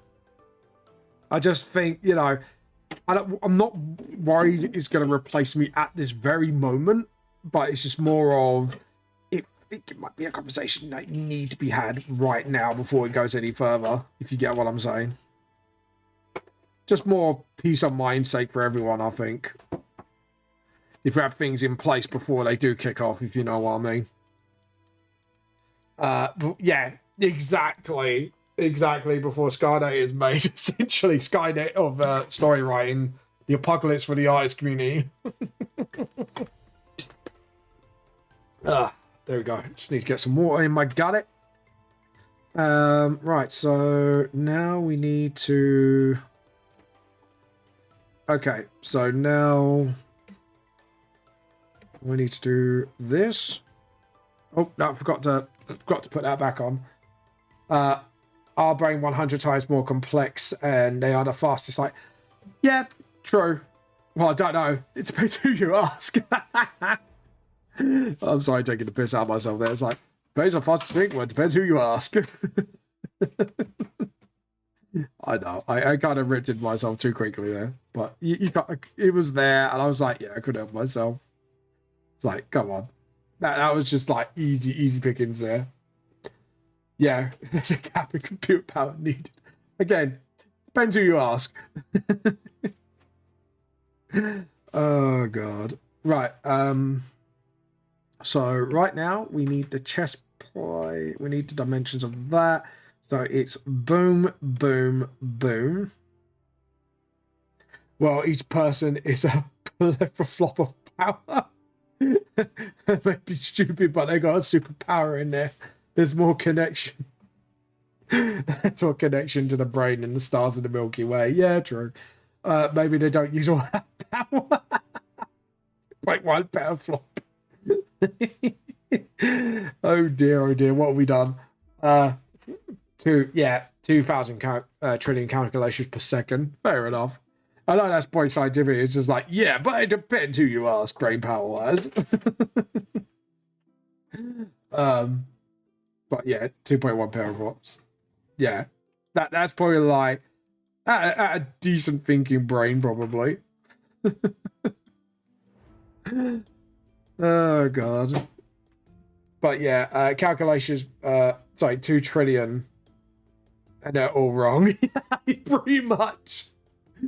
Human brain in a nutshell. The brain can do this, but they're all wrong. That's pretty much the human brain in a nutshell, actually. So you probably got that pretty accurate, honestly. Oh no, they don't have the fluffy bit underneath. Sorry, my bad. It's all, well, we say fluff, but it's where the fluff of the armor is. So there we go. I think we should do all this bits now just to get them out of the way. So current AI hasn't reached spider intelligence yet. Oh god, that'd be terrifying if that did. Could you imagine? When it reaches spider intelligence, then we're fucked probably. Yeah, probably. I'm not gonna lie. Even I could agree on that one. Could you imagine that? That'd be fucking terrifying, man. I'd be like, nope. God, yeah. Spiders are quite smart creatures, actually. Like, as much as most of us don't like the look of them or they look quite scary, they are quite intelligent creatures. Put a spider intelligence in there for 2. Yeah, fuck that. Can you imagine? It would give itself like spider-like eyes and legs. Ugh. God, no. Just no. Just nope in general. Jesus. Thank God spiders don't have self-awareness. Let's put it like that. Well, so you know what I mean by self-awareness. So there we go. And yeah, I've got to somehow make that. That's it. Cool. And then just rub out what we don't need. There. Spider. I didn't ask for this. Hold on. There we go. And then we just jump the track. Oh, I see what it did. Okay, we'll jump on this because we already listened to this. There we go. Hey! I was listening to it. It's like, hold on. This is the music I didn't want. What are you doing? No! I will say, Bam, you're really interested. I could send you some. Yeah, if you could, that'd be fantastic. Because I'd definitely like to read other DM's notes just to see, like, go, oh yeah, I can implement this. Like something actually, I'm not sure if you heard of the new D&D 1 rule for exhaustion.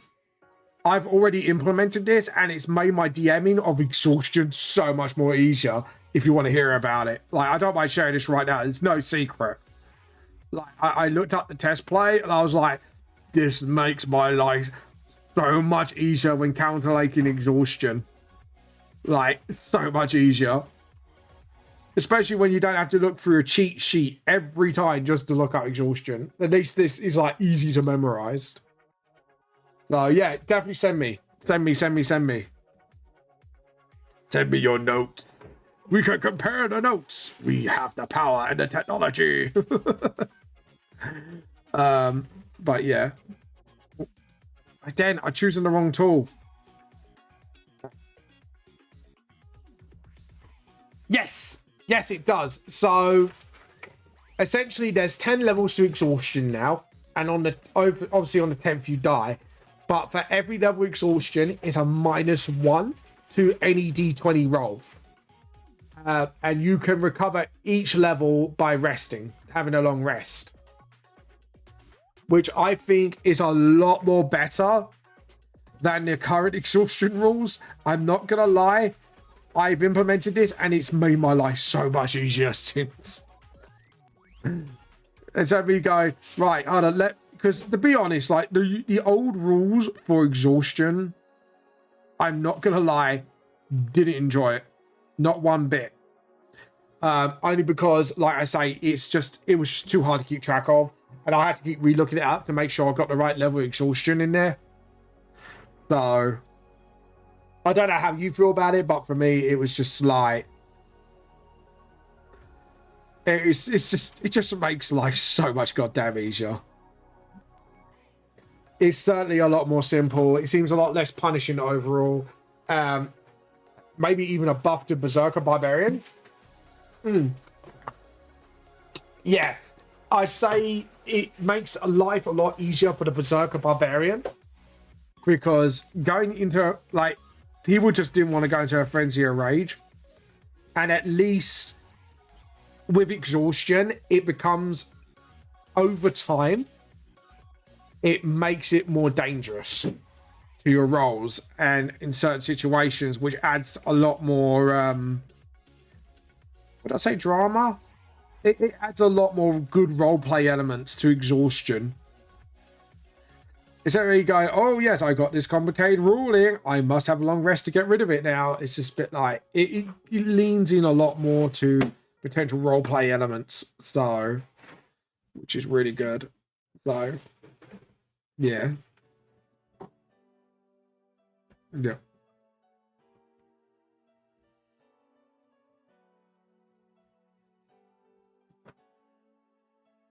Yep.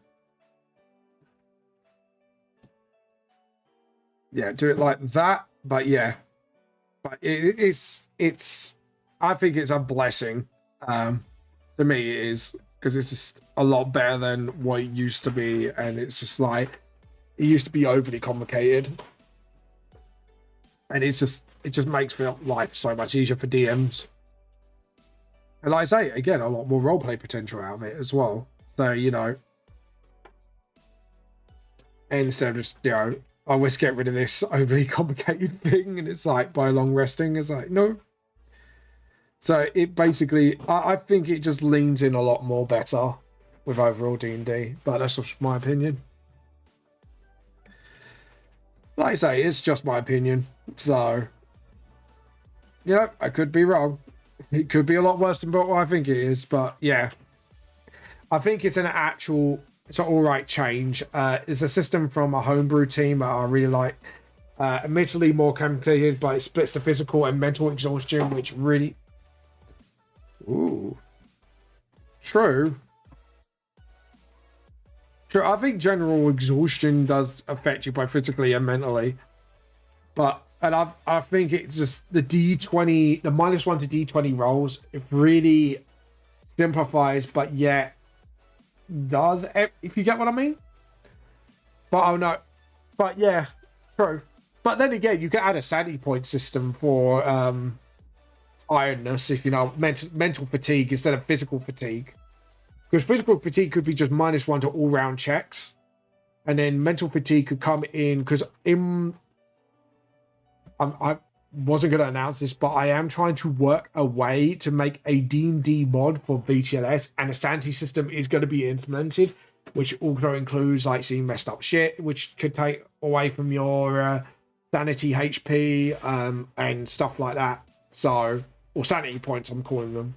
Or mental fatigue is one of them. So if you get a point of exhaustion, it takes damage to your mental fatigue, and either a long rest will recover that, or like a session, if you know what I mean, like a mental health session. So yeah,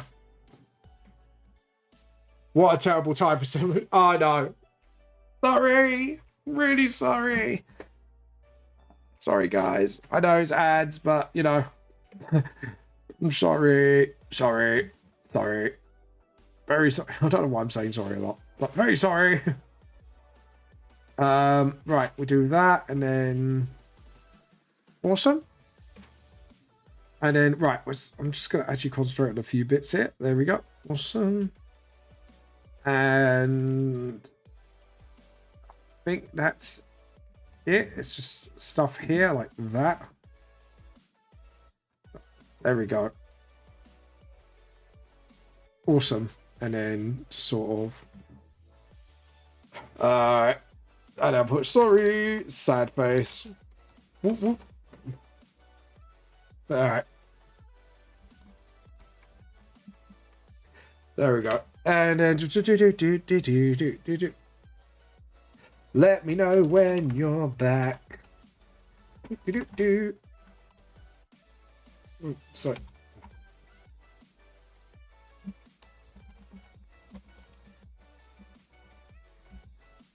There we go. But yeah. There we go. And now let's oh, sorry. Nope. Nope. Are you gonna nope me? No, you're not noping me. Good. Do not nope me. Don't you dare ogle door me. There we go. And yeah, actually I think I know it. Undo. There we go. And just saying here. Awesome. Oh, Rachel's putting stuff through the meat grinder. Just sound like I heard a noise. Well, it was like a motor noise. It's like Rachel's going to put meat for the meat grinder. They're a bit whining all the noise. Oh, God, yeah. Oh, dear. Oh, dear, oh, dear. Sorry? Ah. Rachel's freezer geezering. There we go. And what we're going to do is here. And then that's fine, but that needs to be, yep, done. And then same here. Awesome. God, ice armor is a bitch to do. I should have simplified this, honestly. Now I know why people simplify ice armor. Oh dear me. Might have to... Alright, I'm going to make a note to myself. I think simplifying it would be better. And only add the lines where the lines are needed. So... Good learning experience, though. I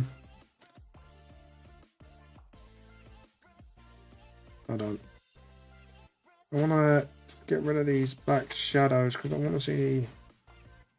Yeah. Okay, so there is layers to the armor. Okay.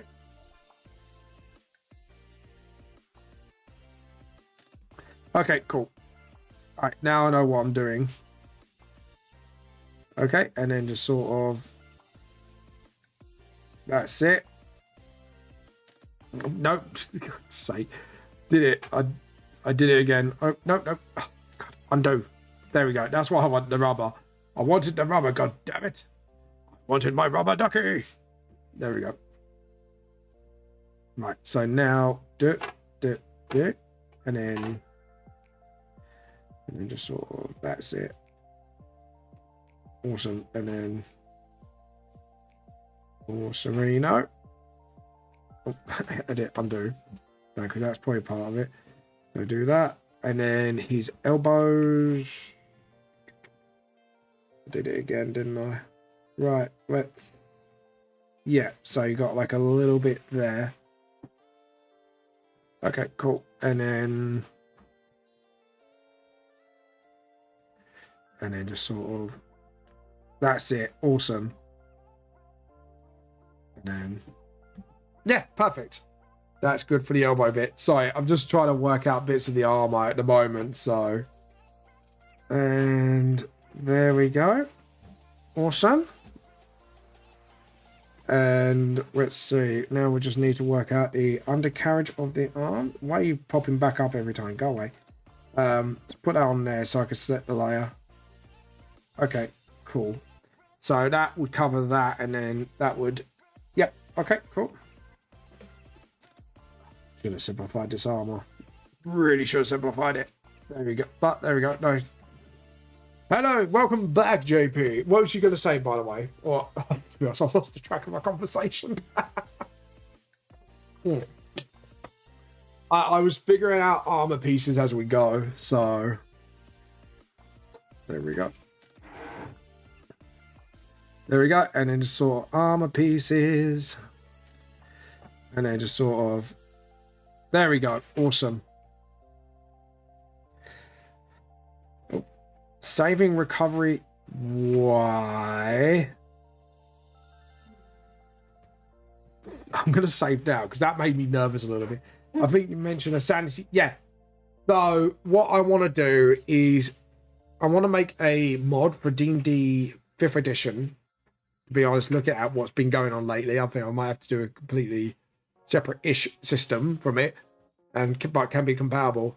I want to do a sanity system, so which is SP for sanity points, and whatever you take mental fatigue in any way, or you see something messed up, that will affect your character unless they got like an immunity to it through a feat.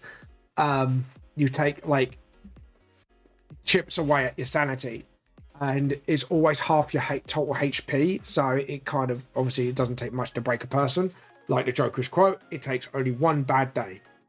And then obviously you take it through a long rest if it's from fatigue, or if it's from like other mental health sort of damage, which we'll have to do 2 types and we'll have to keep track of. Then you do it through like therapy sessions or like mental health days or whatever for your character to sort of, or through some sort of therapeutic thing to up their HP, but up their SP back. But it'd be like a long, hard journey. And then when they reach 0, they get like a mental illness that sticks with them forever, or through therapy, they have to get rid of it. So depending on what that is, sort of that sort of system. So I haven't figured all the nooks and crannies out, but like that's like the sort of the bare minimal for the system, I would say.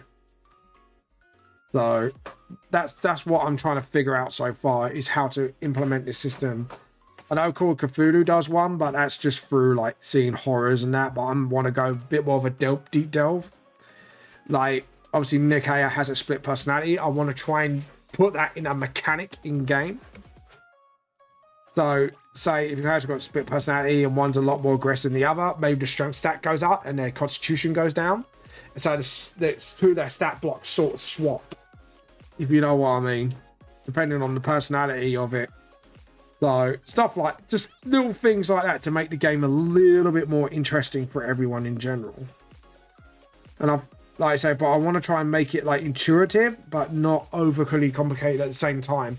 So I'd have to do my research essentially and go, right, okay, let's see what Call of Cthulhu did. Let's see how we're going to implement that in my engine. So see if there's any bits I might want to like nitpick off and go, right, that's great, but I want to tweak that, you know, stuff like that. But yeah, it's just sort of like an extra sort of HP stat block sort of thing. So yeah, it's just that's certainly interesting. I heard several systems like that.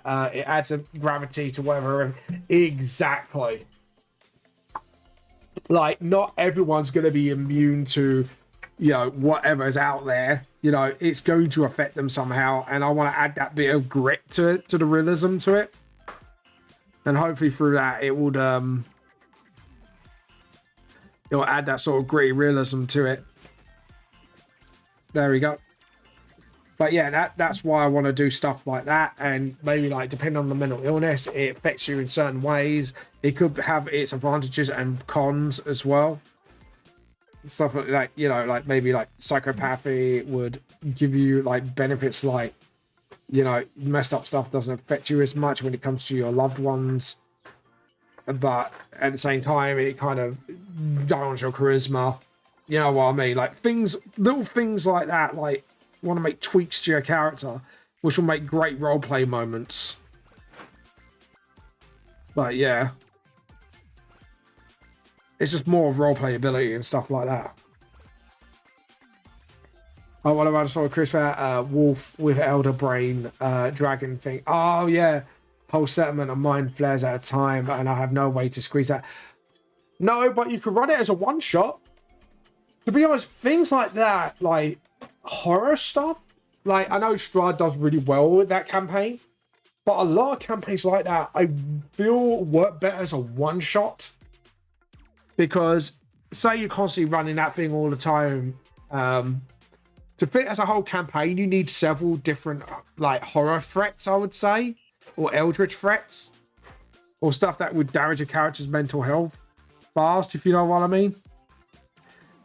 Like, I'd say run it as a one shot, maybe, see how it goes, and then if you can run it as a campaign, then run it. But yeah, but I think that idea would be great as a one shot, JP. Like I said, I'm not a horror fan myself because I'm a bit of a coward when it comes to horror, but like I think other people would get behind that, especially someone who's a Lovecraftian fan as well. And also when it comes to stuff like that, I don't know how, because there's two ways you can run. You can run it as a D&D thing, and it's like a one-shot horror thing, and they just never go back to that place again. Or you give them a real sense of hopelessness and warn them it might be a TPK sort of game.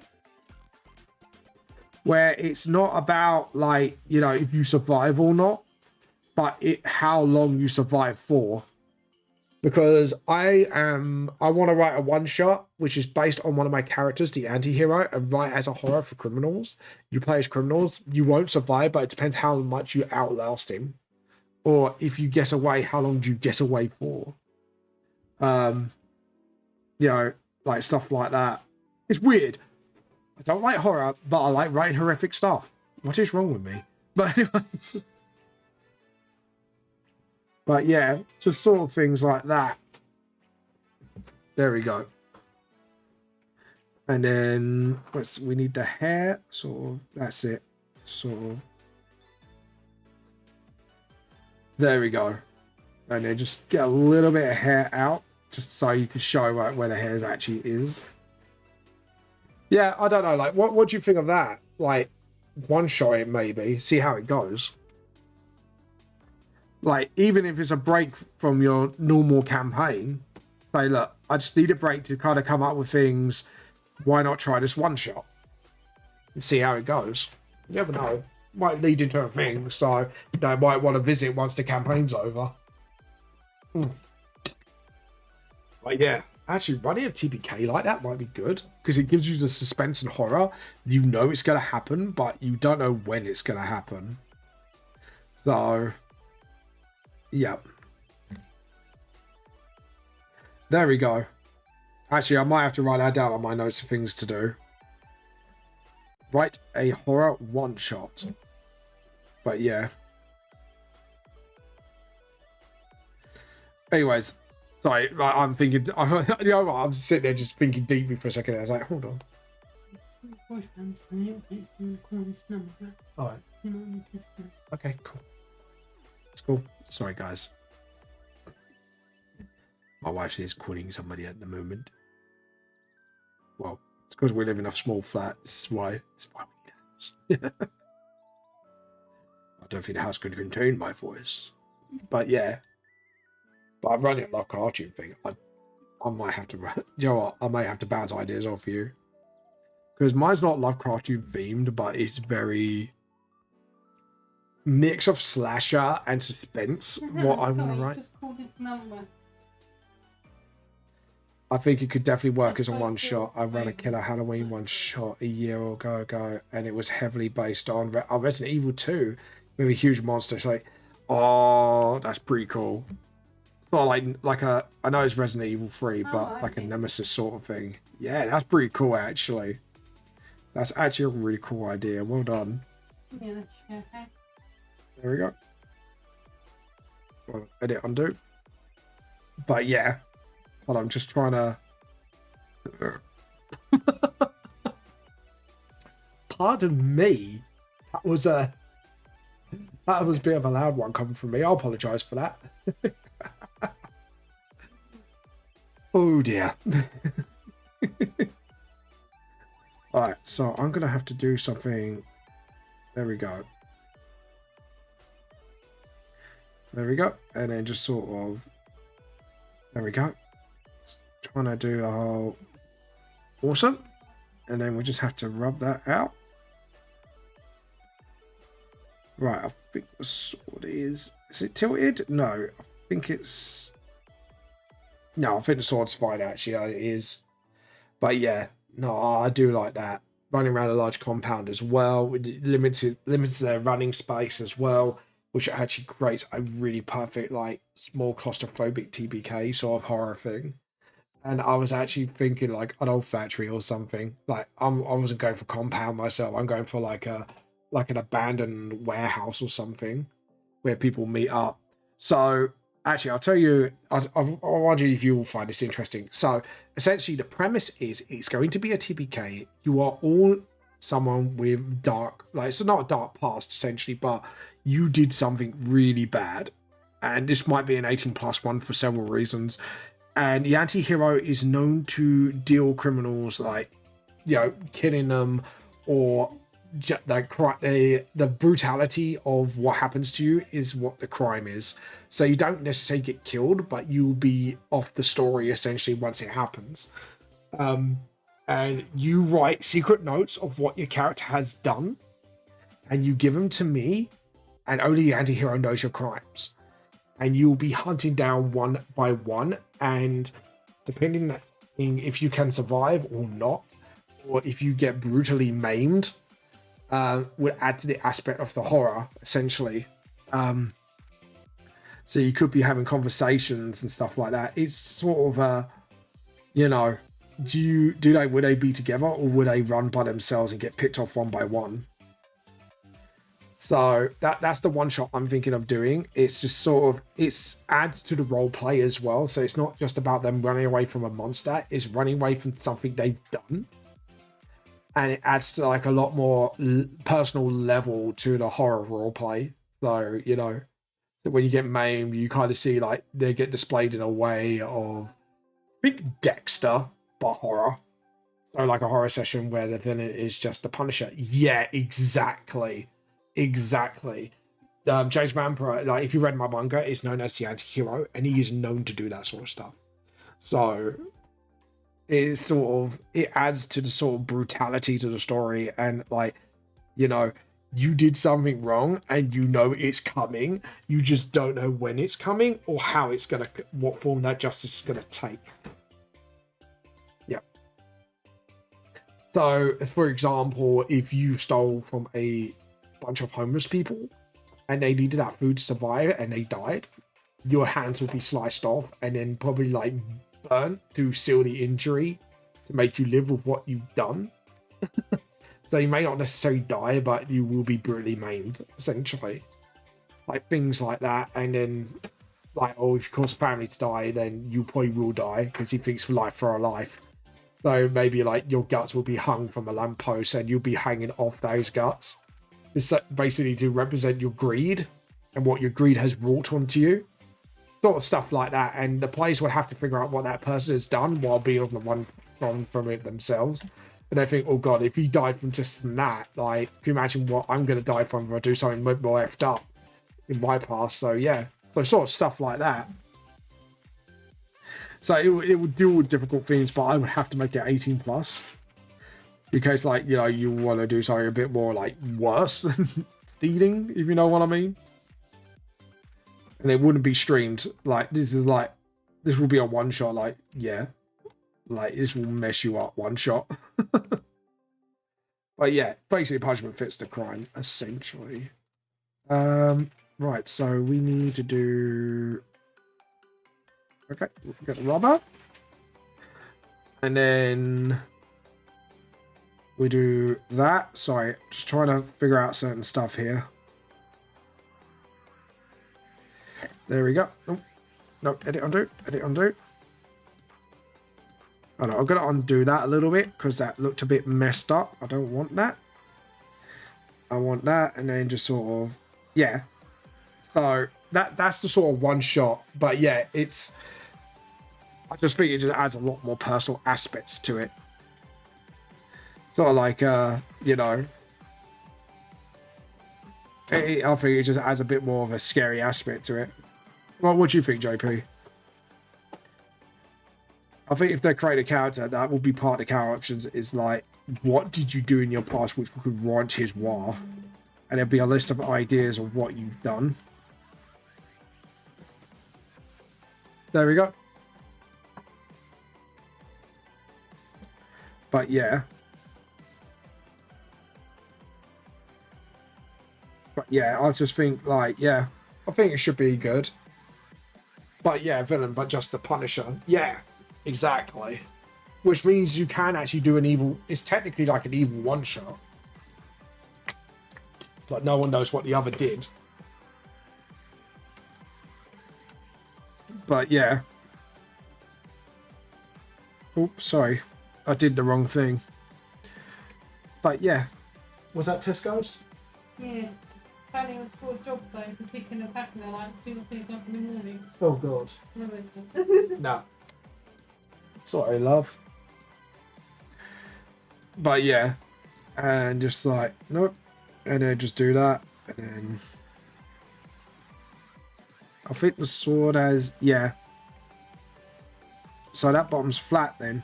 Yeah, the bottom's flat. I got the bottom wrong. So that should be more like...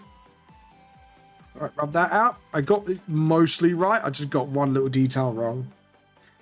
Sounds really cool. I think if I were running it, I would have the players make their characters, then draw from the hat for what... Yeah, actually, Joe, I had a similar idea. That would be actually cool.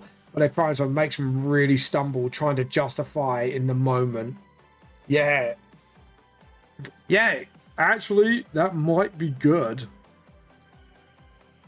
Actually, dude, I might have to steal that idea, because if they can't come up with their own ideas, that would be a really good way to kind of really force on the horror onto them. Do you know what? I might have to run this.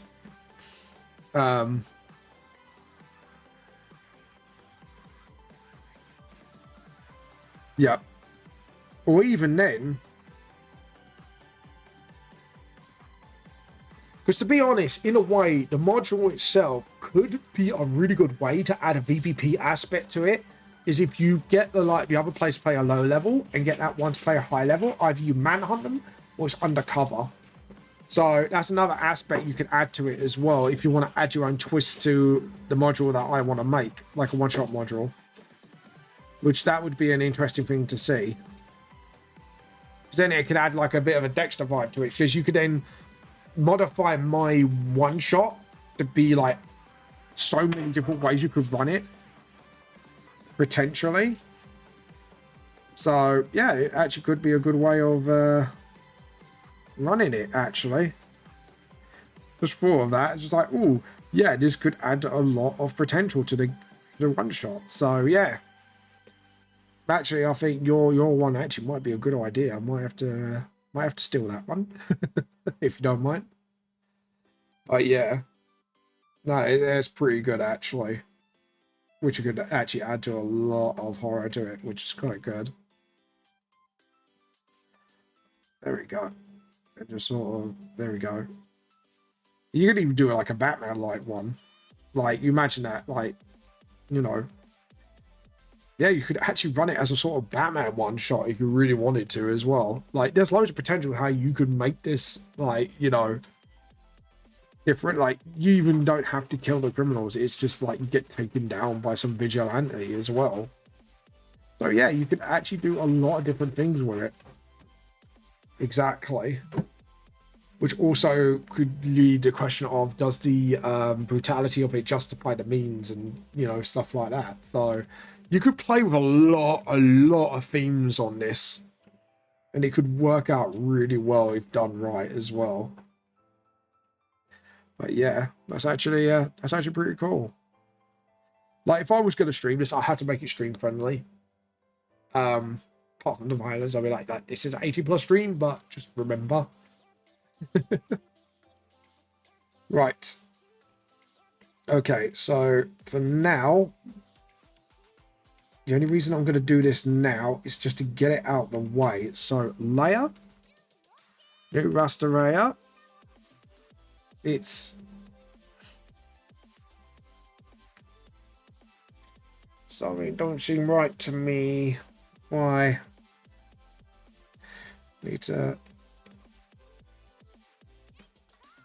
Hold on. It's that arm. That arm's bothering me for a lot of reasons. Alright, let's do it. There we go. Yeah, that's why. It's bothering me for a lot of goddamn reasons. There we go. Yeah.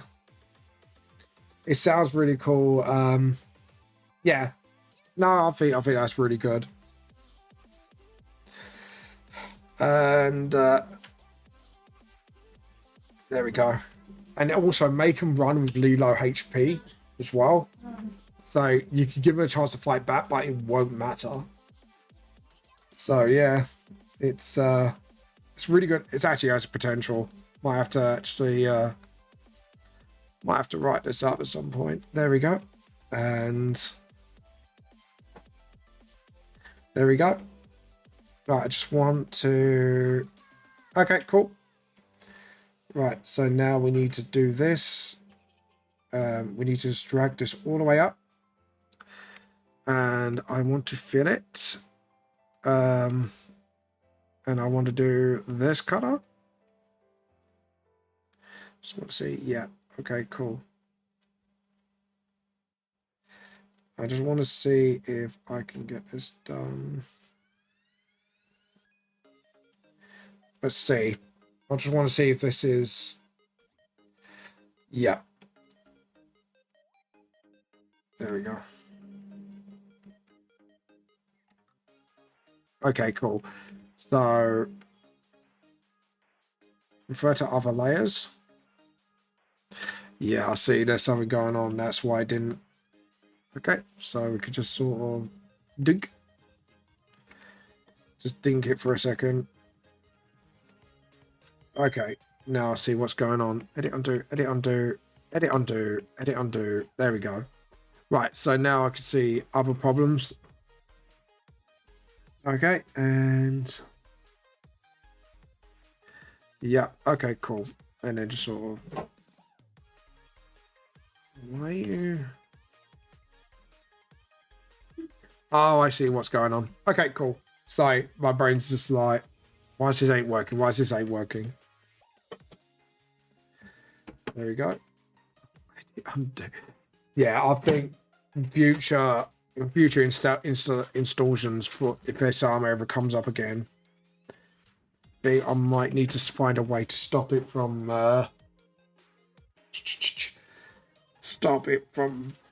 get some less detail in. Keep it simples. Yeah. Okay, cool. Find all sorts of weak points in the... I think it's just a program going no for the sake of it, but at the same time, I think there is some actual genuine problems. Okay, let's go here. And then... Yeah. Okay, let's do that line there quickly. Right, the reason I'm doing this now is just to get this out the way. Right, we're going to simplify... Oh, I see what's going on. Okay, so we need to... No, edit, undo. Do that for a second. And then 8 bucket that. So we know, like, there's something behind his head. And there's sort of... There we go. Awesome. Same here. I think we're going to do... No, we're not going to do same for that. I think we're going to leave that as that, because then we can use the shading, actually. We could do it here, though. And then... At least then that panel's done. And then what we do is we do that. Delete from there. Awesome. And then select, deselect. Oh, select, deselect again. And then just sort of... There we go.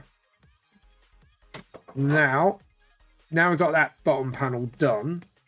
Anyways, guys. So, but yeah. So, yeah, JP, I definitely will talk to you about this actually at some point. I think you and me need to sit down and chat about aspects for this, because we could really help each other with our one-shot horrors, actually.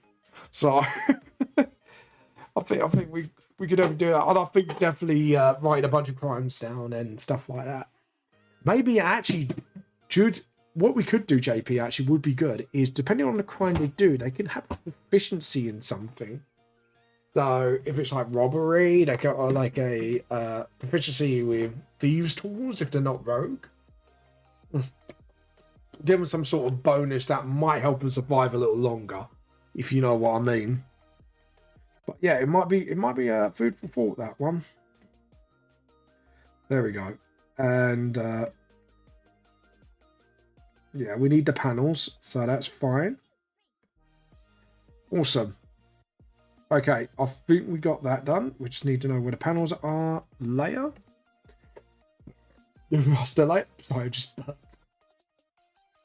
Oopsie. Oopsie. I burped. There you go. But yeah, so but yeah, I think that will be actually good. So I'm going to point add to the panic. Yeah, exactly. But yeah, so it's an idea now I'm toying with now. So I'm thinking to myself quite deeply as I could do this. This would add to the panic as well. So, but also, like I say, we give them some sort of thing to maybe help them, as long as it's not overpowered. That would actually help, because then it could give them some sense of false hope as well.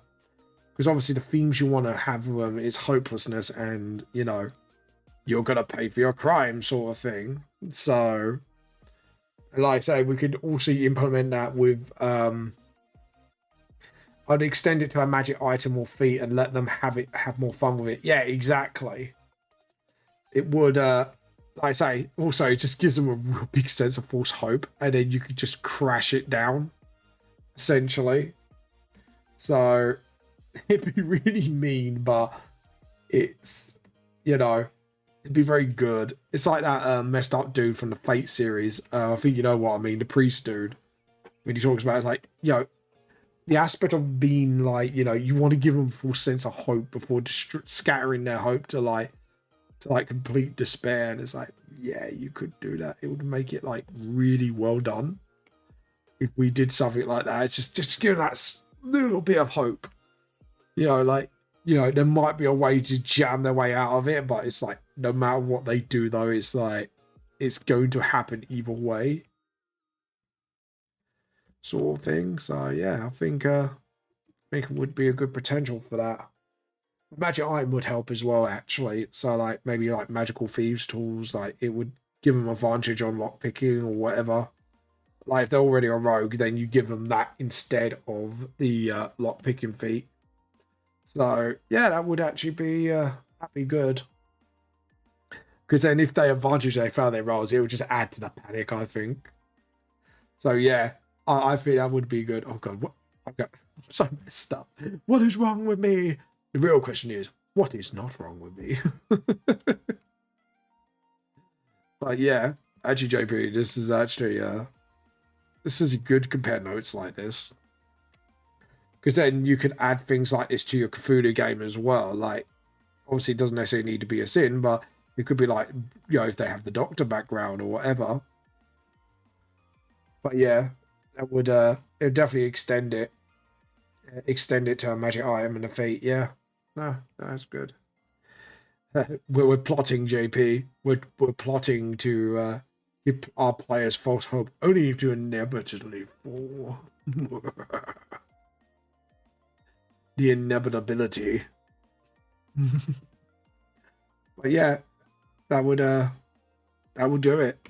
Because like I say, you can't make them feel hopeless all the time. Otherwise, it just delusion the thing. So having a sense of hope through that would be actually good. And give them good hiding places as well, maybe, as well. See how long they would last. But yeah. No, it'd be good. It'd be a game of deadly tag. Again, you could add this to a sort of Alice in Borderlands type of game as well. Or if anyone watched the other one, which is I think it's not Alice in Borderlands is the Japanese one. The Korean one is the what you call it, Squid Game. That's it. I knew I got there somewhere. Oh, players are always on edge. So I bring really dangerous stuff there and disgusted creatures at them all the time. So I still catches them every now and again. Yeah, exactly. I think they might hate me for it. See, the thing is, recently I messed up my players. I'm not sure if you've been watching the Four Leaf Clovers, but I recently messed up their players by killing off an NPC that's only been mentioned till now. That I think that's thrown them off in a loop. and it's thrown Kairos off actually a lot more than like you would have thought. What happened with you know,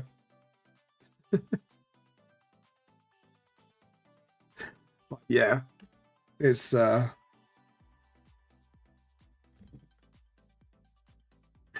yeah, it's I've thrown Clovis for off the loop recently, and yeah, they're going into the darker side right now. So like, yeah, I may not throw nasty monsters on, but I do throw them off edge with very dark role play moments, and it's like, oh my god, this was all fun and games, and now something really dark has happened. It's a bit like, and to be honest, I think as a writer, if you can throw them off like that, you've done something right. That's why it's like I'll let them have their fun in games, but when it's dark, it's going to get dark. And I think they kind of realized that. So, you know, I'm hoping there we go. Like Kairos has gone in a dark place lately, actually, so I think I've done my job well. Because they know I've just thrown their characters off the loop. But yeah. No, it's that's the best way I do it, is I do it when they least expect it. And not in a I'm gonna fuck you over in a way, but more of this is gonna create a really good roleplay opportunity, so this is what I'm gonna do.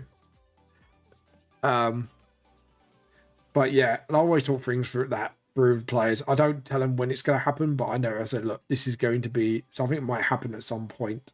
So be ready. So yeah. It's not like a warning shot, it's a bit like, because then I know they're on edge and they know it's going to happen. They just don't know when. It's like that's what I do. I just keep them sort of guessing. But yeah. But it's I think this is why I like D&D, because I'm giving my players the freedom to do what they want, but also I'm throwing things at them to see how they react to it. And my favorite kind of player is a player that knows what it is, but role plays well to it. I do love them players, because then they go, look, I know what it is, I know how to deal with it, but my character doesn't. And they are my favorite kind of players.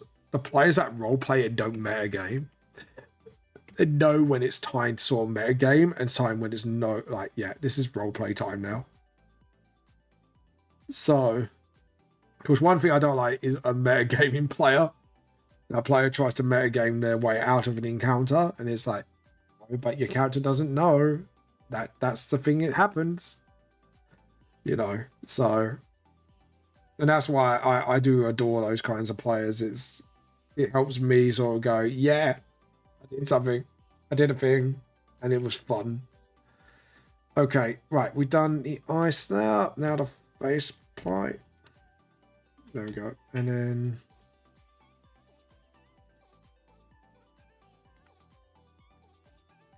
hold on.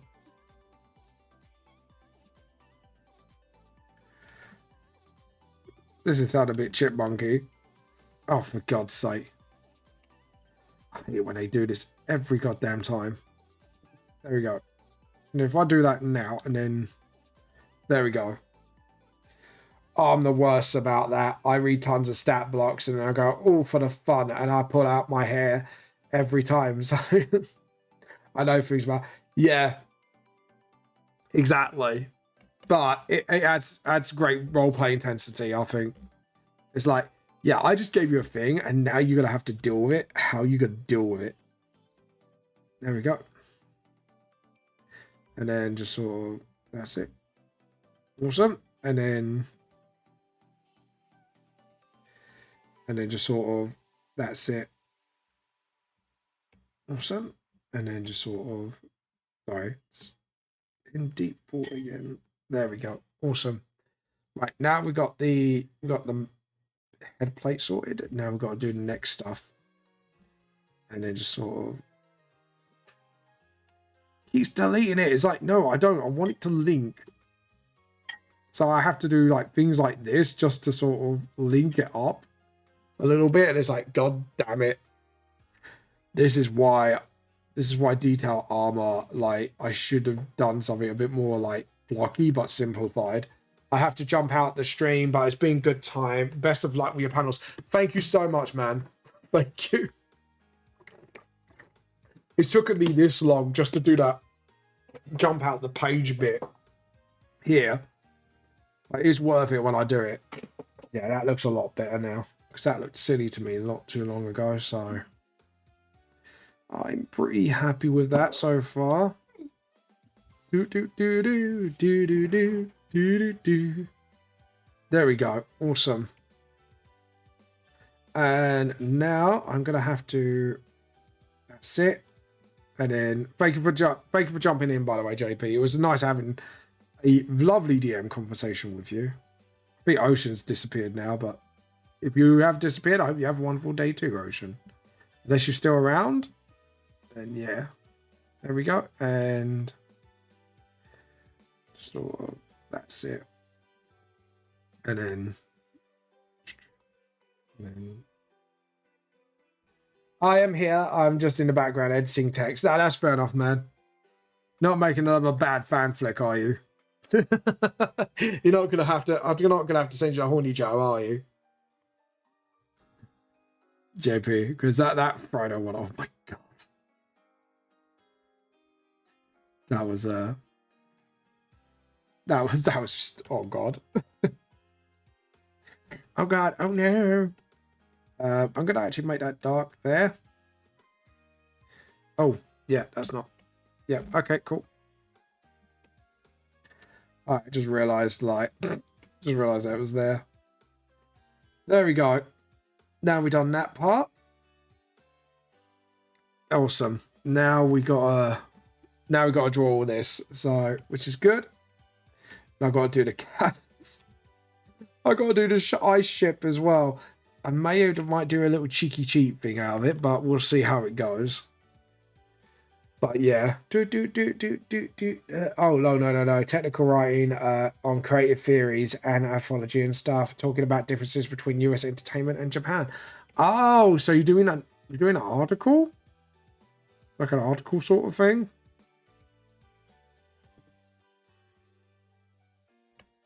Well, I'm guessing it's an article. That's cool.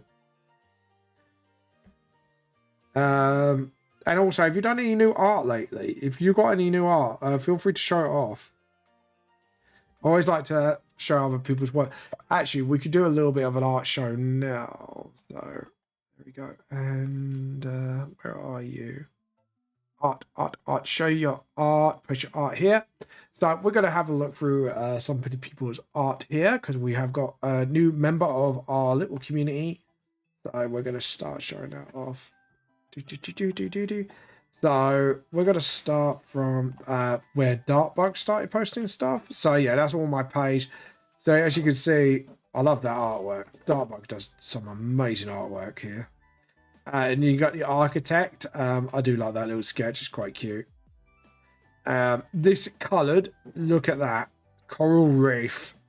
I love the details on that. It looks really good. Very Dragon Ball Z-esque actually. Kind of love it. And I love the airport thing here. That just cracks me up. No new art, just organisation. Just got organising, fixing grammar and all writings. Fair enough. Oh, that's cute. I like that. That's kind of cute. And panel work here. Do love the panel work here. This is pretty good. And this is our new member, Dynamic Bunny has done this sort of like dark chibi style to dark Dynamic Bunny's work. I do love this actually. It's very mix of chibi and very sort of realistic and Invader Zim at the same time. I can't really explain it, but it just looks pretty cool. And this is stuff she's done for when she was Dynamic Bunny was a love the detail on this one. And it's all bio as well. I like that. Where she's done her army stuff. That's very Warhammer 40k-ish. I love the tash. I like stuff like that. Reveals cultural differences. Yeah, it does. And then obviously that's a volume 5 page I recently done. I believe it will be coming up on a social media post this week soon. So there you go. I can't believe it's 3:19 already. Jesus. Time flies by when you're having fun. Oh, my back. Just clicked my back. Ouch. Oh dear. Oh god. There we go. And then just do the chin. And then just sort of, that's it. Alright, now we're going to need to do some details. And then just sort of... There we go. And then just sort of... Oh, that is a bit too... There we go. A little bit higher. There we go. Awesome. But yeah, cultural differences. So what kind of like cultural differences wise, by the way, if you don't mind me asking? There we go. Yeah. And then just sort of edit, undo. Yeah, I see what I've done wrong here. Okay. Cool. I think that's a bit too wide, so edit, undo. We need to do it to the jawline as well. So we need to do that and then just sort of, that's it. Awesome. And then you get the T, get like, sort of like, that's it. Awesome. That's it. And then just sort of, just do that. And then just sort of, that's it. And then just sort of, that's it. Awesome. And then just sort of, no. No. All right. That's a no-go for now then. Awesome. And actually we need to do that. And then let's see. No, it's not doing it. Okay, what about refer to other? No, we don't want to refer to other layers for now. We'll fill that in once we're done. I've got a feeling. I've just got that nasty feeling. Upon I got that nasty feeling that I have done a goof somewhere and left a gap. So we just got to look through this. Yeah, right, that's where that is. So we need to do that. Need to close that gap. See if that. Yeah, I think that's what's made the difference. There we go. From the video example, the rule of Q is more important than the rule of Q. And the line work is super important, but they also have a rule like the subject is more detailed than the rest of the picture. The editor, redo everything detailed equally. A line quality of super important edges. Okay. So our styles radically changes. Yeah. No, that's fair enough. So yeah, no, that'd be pretty cool.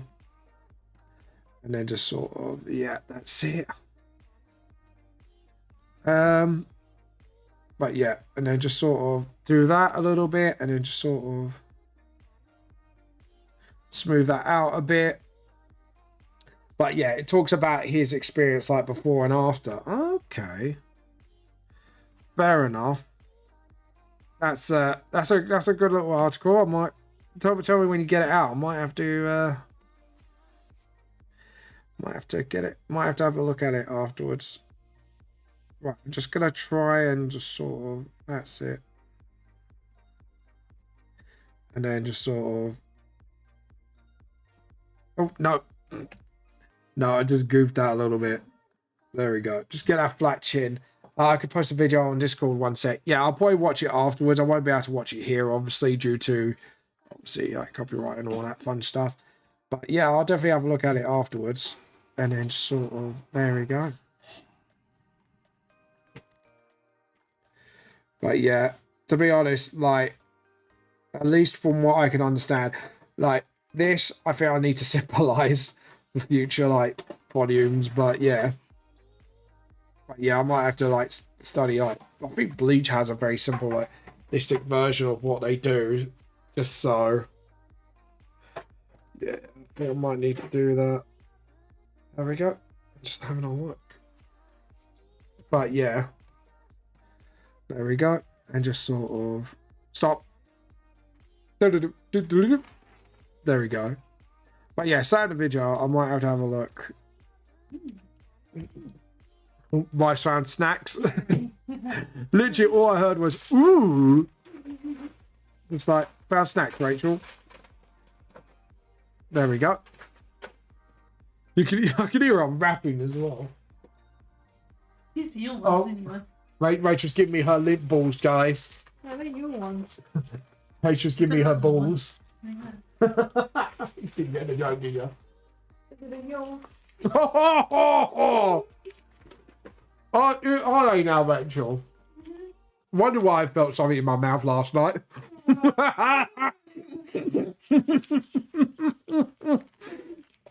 Didn't hear that. Oh yeah. Rachel, I think a new fanfic's going to be written now.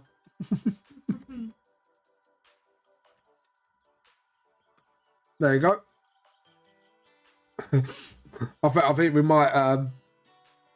might get Ocean Wavy a bit too excited here. There we go. And then there we go. And then yeah, we know you, Ocean Wavy. We know you. Eyes on you, mate. We know we need to send you to horny jail ASAP, or any crime is committed. It's like what's that? Is it Minority Report? Minority Report? You know that movie where like they had the psychics that predict the crime before it happens? That'd be you. Like, we will predict the horny before it happens, and we have to send you to horny jail there and then to make sure like the horny never gets out.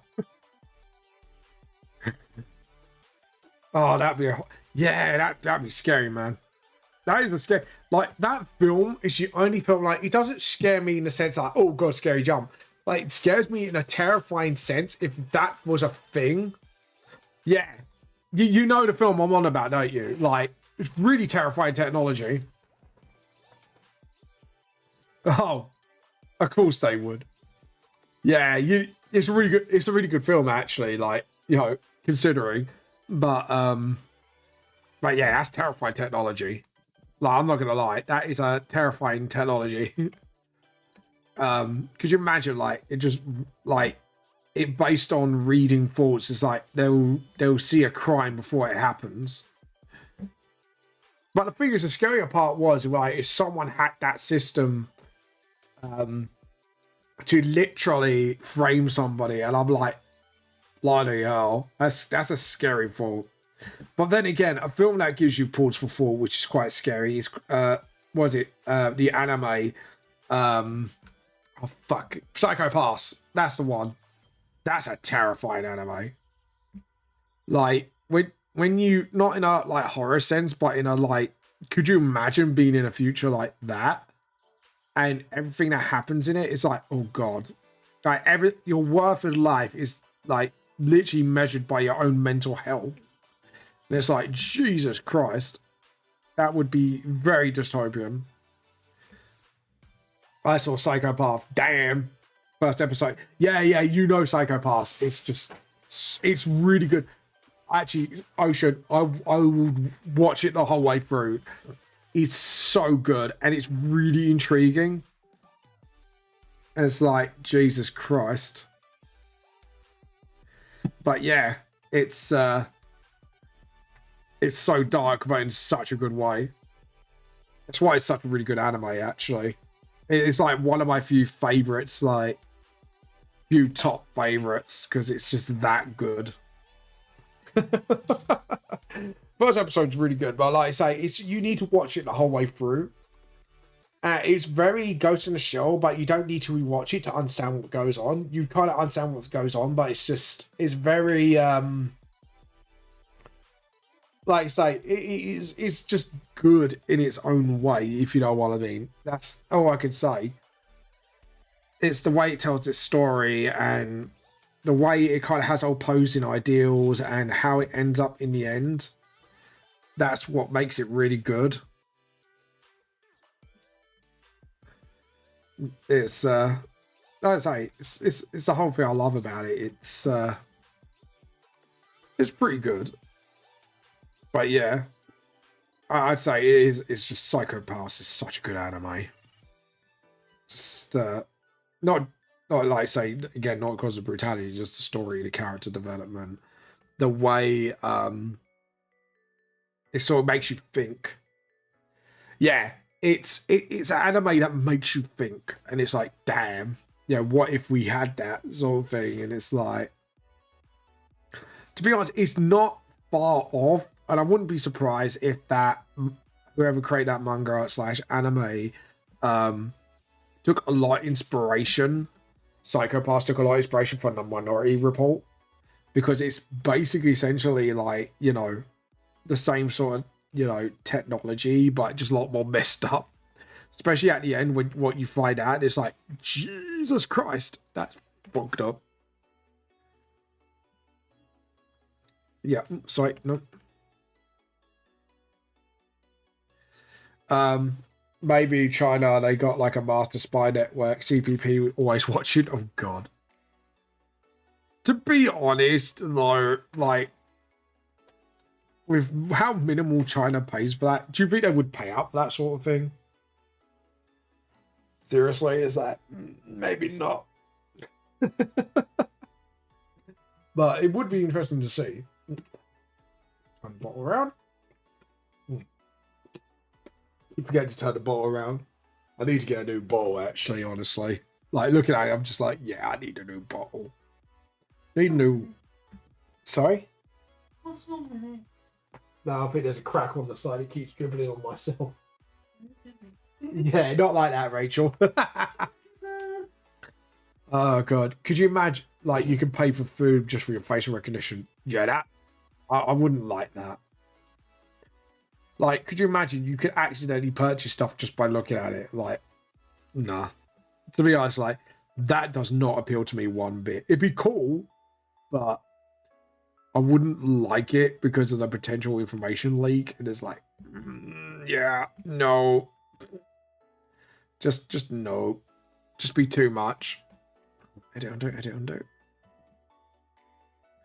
Need sort of... Yeah. That's it. Yeah, China has all the citizens' info, so yeah, it wouldn't. But it wouldn't. No, that wouldn't work here. So many, especially here as well. Like, so many laws would be broken. I wouldn't be surprised if an attempt was made, however, but it would be like there was. To be honest, morally, I think like there's so many moral implications to it, and it's like I think that kind of idea is bad at best. Funny enough, there was a parrot that ordered a... Really? I want to know how that happened. Then the person came to the door and the parrot was like, leave the food on the floor. No, that's got to be... No, I'm going to look this up. This is bullshit. I'm calling it. Oh, no. I'm looking this up.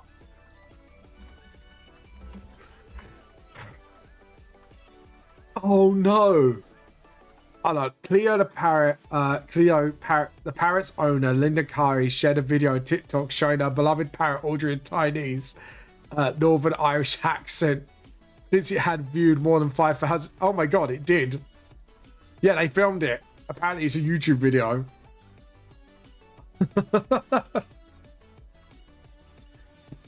Dude.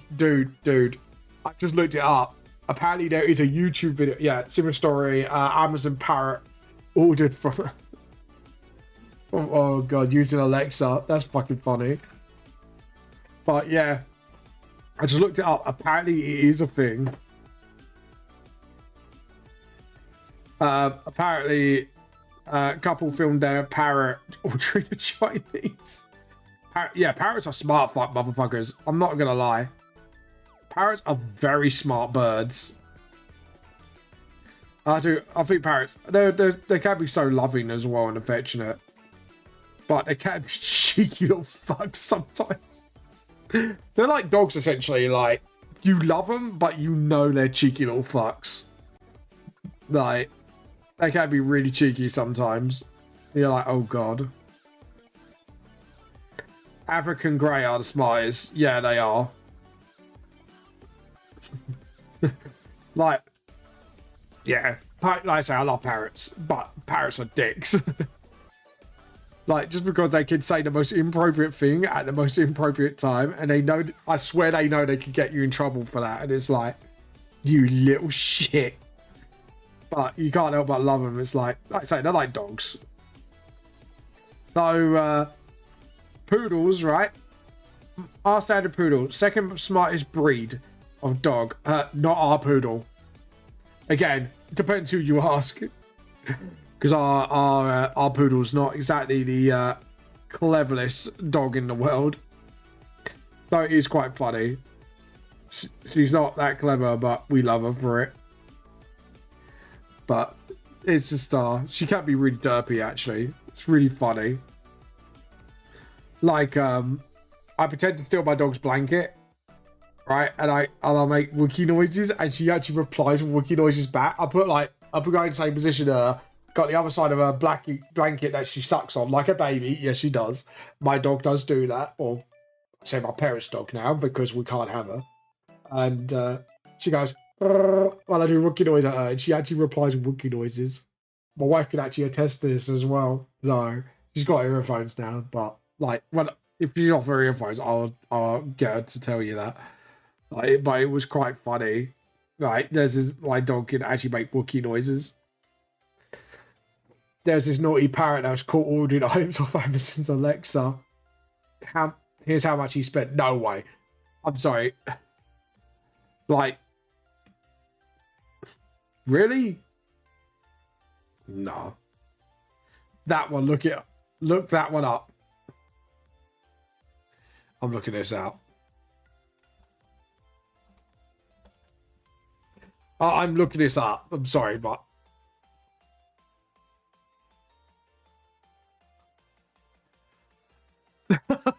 Parrot uses Amazon to pile up orders. There's a bunch of videos on it, actually. Parrot orders snacks on Otis Alexa. Okay, so in April, Rikowski discovered that Rico the parrot has been ordering of Alexa when he asked the voice assistant to review the shopping out loud. One of the device's many features, it turns out Rocco has ordered strawberries and broccoli worth around $3. Yeah. But yeah. There you go. Apparently they have. Yeah. Strawberries. Apparently they can order off at Amazon. Clever little fuckers. See what I mean? Like, you gotta love parrots, but you gotta understand they are cheeky little fuckers. Like, that much I do know is like parrots are very cheeky, but they're lovable. But yeah. They are cheeky little buggers. I tell you. But yeah. It is kind of funny though. At the same time, it's a bit like, oh my god, fucking parrots, man. Seriously. But yeah, it's just funny. Pets can be all sorts of pets can be naughty in their own little way. I think. Like before Mog passed away, my cat, or mum's cat, I should say. Visual bugger it was. Try to give it attention and it will just try and bite you, and it's like, you little shit. You little shit. I just said it like that, just like, you little shit. Bite me, you little bugger. But yeah. Right, let's colour that in by hand. I'm gonna colour this bit in by hand because I noticed it kind of neglected that bit. Whoopsie. Right, now back down to the panels. But yeah. There you go. And then... Oh. Yeah, I didn't. Might have to... That's it. Awesome. Do his eyebrows. Go under his neck. Awesome. And then do the panels here. Awesome Renos. Okay, so now we've done that. Now we're going to do another layer. And we are going to do a little bit brighter so we know that's the background colors. There we go. The song's playing with me. wife. Like, I just turned the thing off. I was like, stop flirting with me. No. No flirting for Alexa. No. Anyways, oh. Yeah, a couple little bits. There we go. And then just do that. Awesome. So the reason why I've done this a different color is so I can actually see what I'm doing as I color it, and then I can lock the layers and then color it in. It's only a slight difference in color, but it makes all the difference to me. So, and I know whereabouts I can color and not. Ooh, there's a gap. There's a gap. I say that. Such a minute gap. There we go. Right. Let's go. Let's go. Let's go. Let's go. Let's go. There we go. And then just sort of, that's it. Awesome. There we go. But, Ocean, have you read my books actually, by the way? Because I'm trying to remember, like, out of the audience, like, who's read my books so far?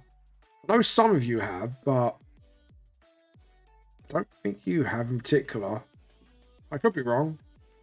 If I am, I'm sorry. But yeah. Yeah, there we go. Awesome. Okay, so now we can lock these layers. Bloody hell. Can I just say, like, today, right? We started out, like, you know, with this, just the sketching, and now we're already on the extent where we're colouring in. It's crazy, man. Right. We're gonna quick stretch. But now we can... Okay, so the ice armor itself, we need to make sure we get this absolutely on the dot correct. So we need to do this. Right, we know that bit is wrong, but that's fine. We can fix that. Yep, there we go. And then take a look at the face. Yeah, the face is all the same color, so there we go. And then just sort of like that. There we go. Awesome. Okay, so shoulder bit. There we go. Okay, so the next part, that's... Well, hold on. Yeah, so the next bit is where the hips are. Same here. Oh no, it's not there. I just realised I was about to feel a bit and I couldn't feel. Derpy, derpy, derp. I derped.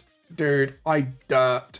Oh, by the way, a quick call to action. Remember, guys, you do have one Amazon Prime sub a month. Please use that to support your favorite creators. Doesn't have to be me, but it can be others like Nim, Julie. They're part of my D&D group, or your big favorite streamers. Either way, please feel free to support them, especially UK creators at this time. Obviously, financial situation for the UK is not great right now, so if you do have any favorite creators you wish to support, feel free to support them.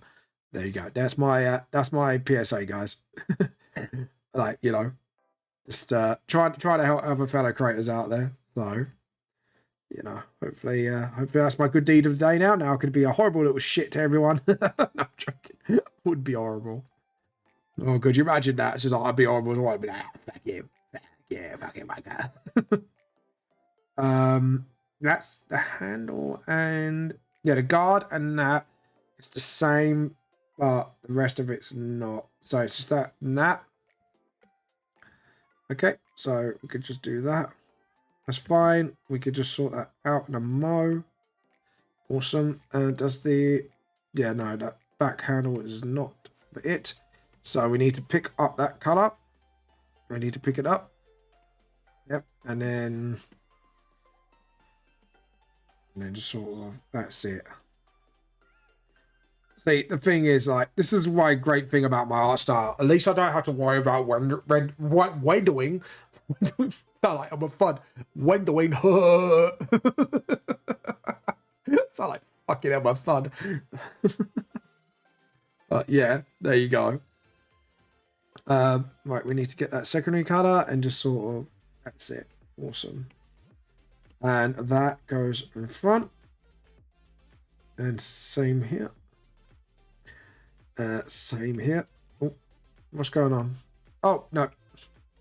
I keep doing that every goddamn time. Every goddamn time I get it wrong. Right, so the elbow is darker. The fluffy bits. Oh, stop.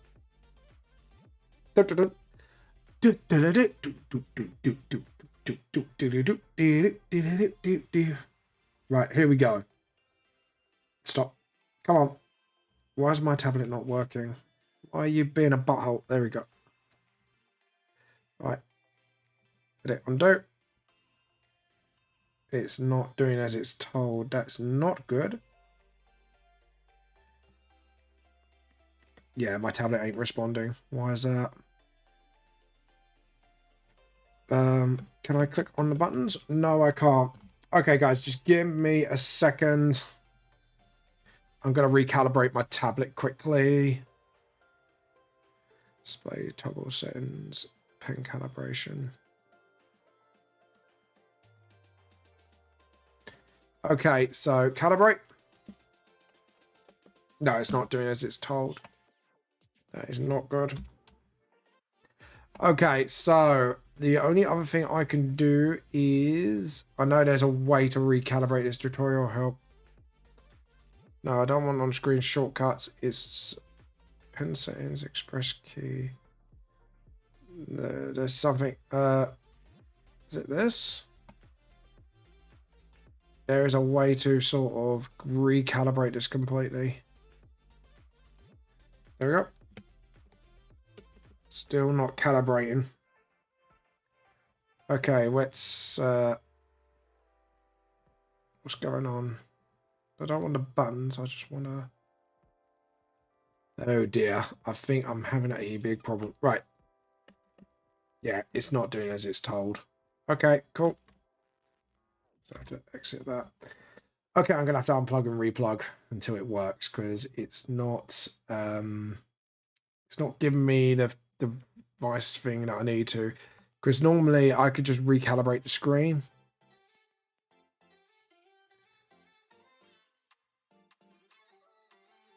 Let's try that. Nope. It's not doing it.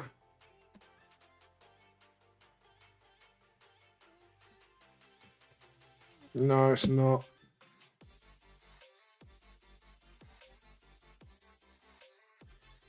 How do I... Options.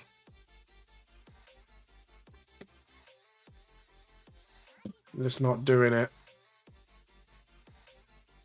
Okay. This is not good. It's not doing what I want it to. There should be a way to... Ah, there we go. No software update. Driver check. That's the one I want to do. No.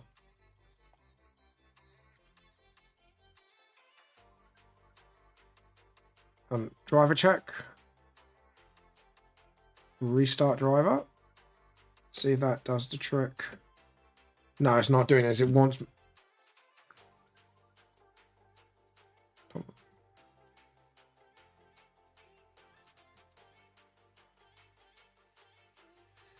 Right, let's see. Aha! Got it working again. There we go. See? Genius. Sorry, guys. Sometimes my driver just goes, nope, I don't want to work now. I'm going to just absolutely muck around. And I'm like, no, you're not. Lucky I got it working again, so that's a good thing. There we go. And just sort of also. And jump back onto that. Oops, stop. Come on. Come on. There we go. Come on. I'm singing at you. Come on. There we go. Awesome. Now we got that fixed up a little bit. And then we just boop. And then we're going to select the armor. And then, yeah, I think that's all the colors. Yeah. So we just need to get that darkened color. And then just fill in the ice bits that are not filled in. There we go. And awesome. And there we go. Underneath arm bit, and then you do the elbow. There we go. And then jump back to this and just fix up certain bits here. Just like, there we go. Awesome. Okay, I'm pretty... Yeah. We need to do the underneath of that. So we need the...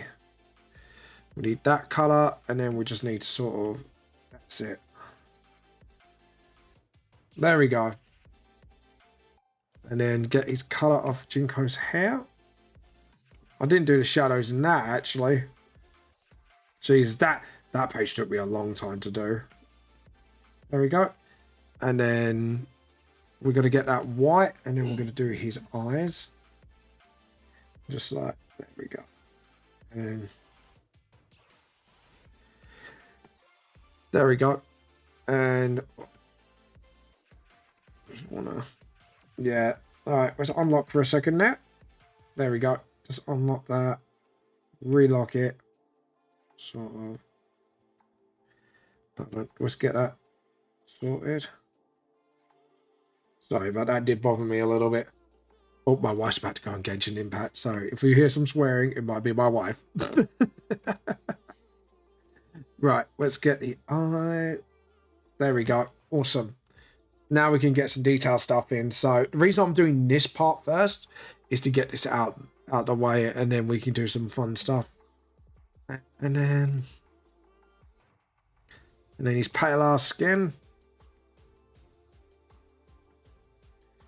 That's it. Awesome. Oh no, that's the wrong thing. We need to get the color of his eye patch. There we go. God, that made me jump. That woke me up. There we go. And then let's see, we're gonna get that armor in. There we go. Awesome. And then, yeah, I can see where that's coming from. Okay, so we're going to use that white just to sort of... There we go. And just sort of, that's it. Awesome. Get those fingers in. That's awesome. Yep. And then just get his face in. Right, the only thing we need to do now is to correct some things here. And then inside of his, you can see his clothing just underneath that.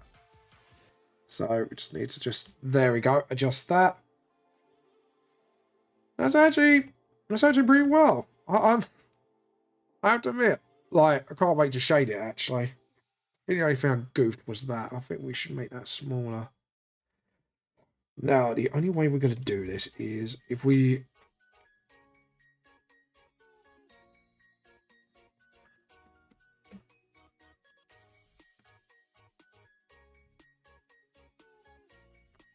Right, we're going to have to really... Right, we'll do that wide. And then...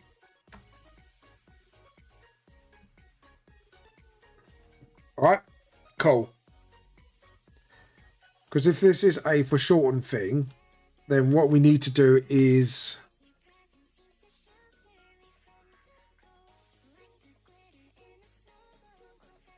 Oh. Okay. That's not good. We need to add, and then just sort of very carefully get that line work in. Awesome. Sort of, there we go. Perfect. Because that is bothering me a little bit.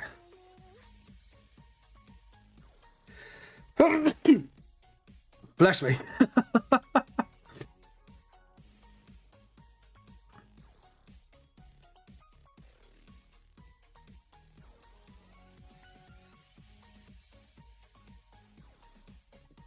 There we go.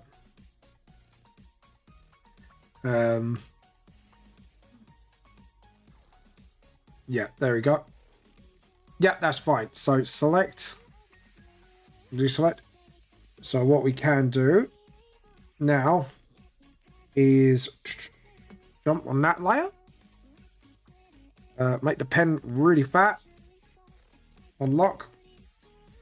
It still doesn't mess up the composition of the ship anyway, so it does mess up that. Okay. Right, so we're gonna have to do some little bit more. Okay, so we need to go to 7.0, get the pen out, and we are gonna have to, that's it. And then that's fine, it's not too much more work. We have to do that, and then maybe just sort of, there we go. And then just sort of rub that out a little bit. Just clean that up. And that's fine. Like I say, this is kind of an easy fix anyways. And we need to sort of, there we go. And then, no, edit, undo. We have to do it like this. And then just sort of, there we go. Even though it's coming out the bleed, we don't want to take risks. So, undo. We could do that. What's going on? Oh, yeah.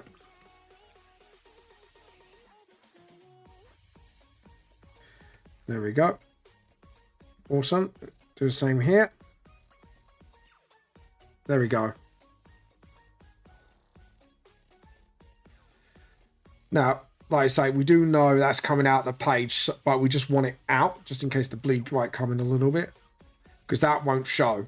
So that's the thing I've got to keep in mind. That won't show either. So awesome. Okay, now we can go to underneath here, and now we can go to the ships. So all the ships are the same color. Lucky for us. So what we might do is just sort of, that's it. That's it.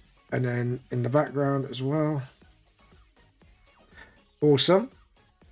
Okay, now we can pick this. And now we've got the background ready. We can actually, there we go. Awesome. Now we can actually get all this done. Perfect. So now we've got that piece of the armor done. And now we need to, my brain's thinking what to do next. What do I do? What do I do? God damn it, brain. What do I do? There we go. And then we do the shoulder pad. Yep, there we go. That was a creepy laugh. It was like, ooh, what you up to? That's sussy bucker. There we go. And then just sort of do a little nidge of black. And then do that. Just to keep it simplified. So we're going to have to try and simplify this armor. Like I say, through iterations, we're going to have to find a way to detail, but not make it so detailed it's going to make a lot more work for me. Something I have learned from this, literally just from today's stream, is just like, yeah, over detailing things could make things a lot more longer to work. So I'm gonna have to find a way to simplify it. I think, like, you know, there we go. And then there we go. And just sort of, there we go. Do the eyes there. And then we are going to, but yeah, there we go. I can't wait to actually finish off this revamp and actually release it for people to have. So, because, you know, it just shows, to be honest, this is showing how much I've actually learned throughout my years as an artist.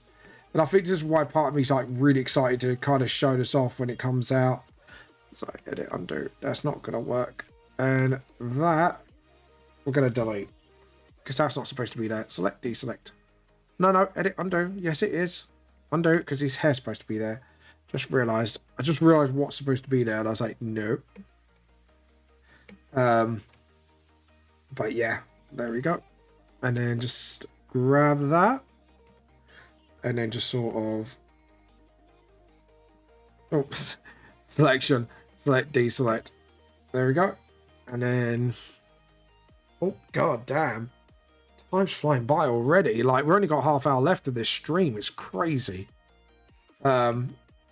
Then again, I have been really focusing on this, so I apologize if I haven't talked as much. Hope you do enjoy the stream, though. That is the most important thing. If you enjoy watching me doing art, there we go. And just do that, and then awesome. Get the skin color yet again. Just pick it. Oh, right. We know. Okay. There we go. And just sort of. There we go. Awesome. And then his eye patch. There we go. And then just sort of. Where's the bleep bucket? And then just sort of. Put that bit in by hand. Awesome. Yes, it's actually starting to come together a little bit now. Awesome. But what we're going to do here is just get a bit of detail out of it. Because that shit was like flat viewed, so... There we go. Awesome. And then just sort of... Yeah. Awesome. So we've got all that going. So we've got the cannons hitting and stuff like that. Now we're going to go to Geminio. We're going to pick up his details. We're going to need to go to another page for his skin. So yeah, I'm pretty... stretch. Hold on. Maybe...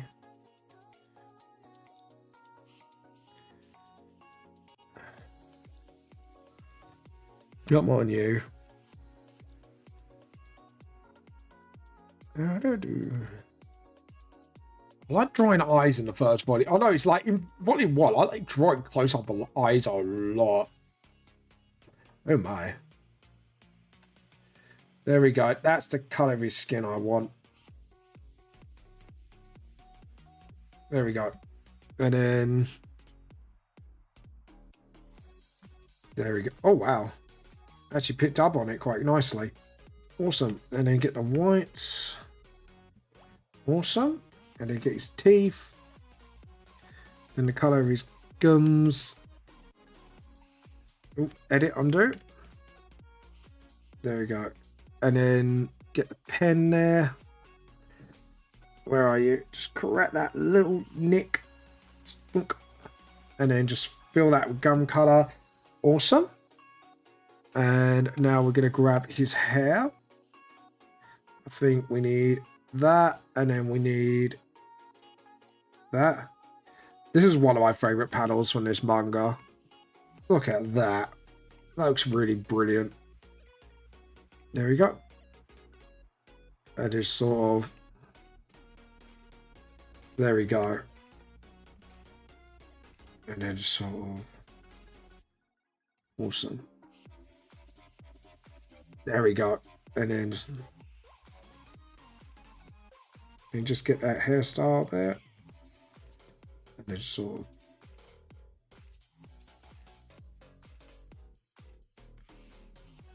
There we go. There we go. And then just sort of get that pen.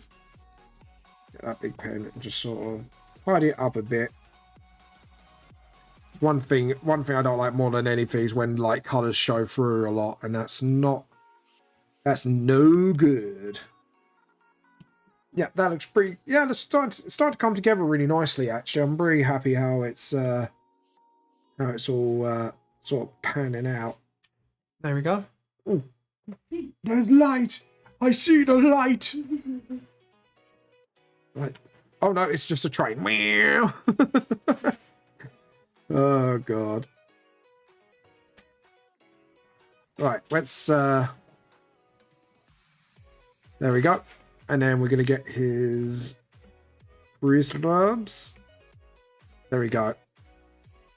And then just sort of there we go. Why is that why have I got a brush? There we go. And then just get the black, fill that in, boom. And then boom, boom, boom, and white, boom. There you go. And then obviously a bright red for the eye, because that's going to glow like fire. There we go. Awesome. So now we zoom out. Yeah, it's starting to look good. I'm pretty happy with the way it's looking so far. So, but yeah. That's awesome. Yeah, I'm pretty happy with that. Okie doke. Beforehand,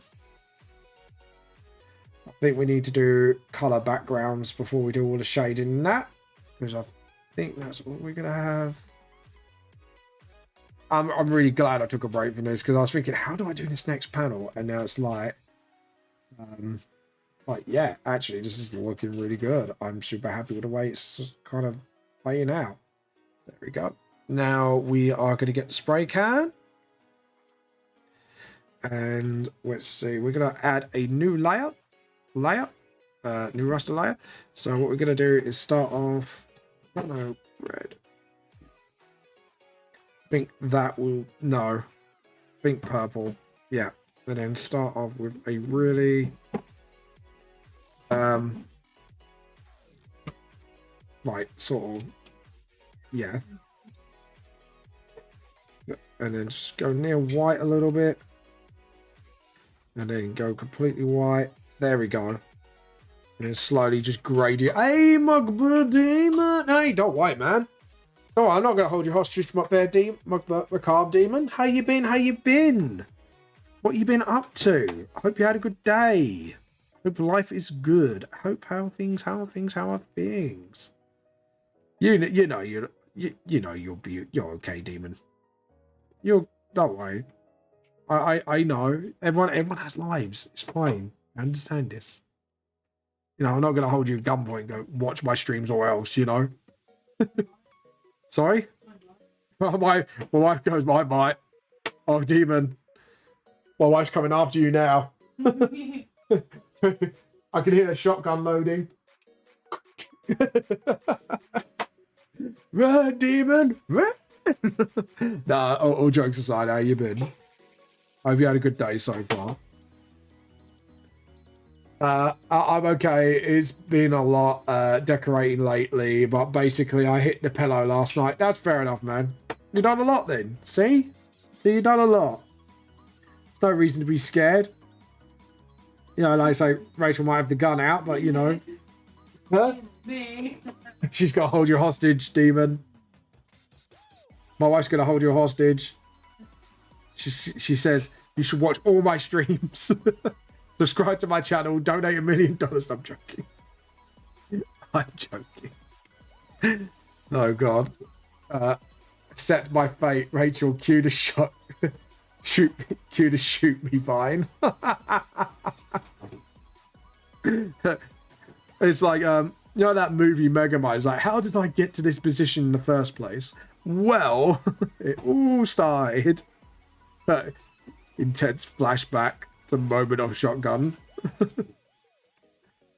Oh, God. But yeah. How has life been treating you?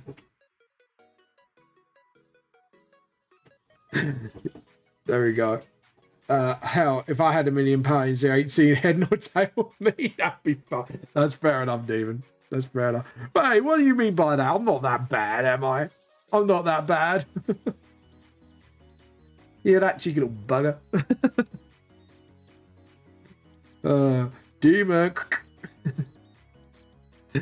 Oh, God.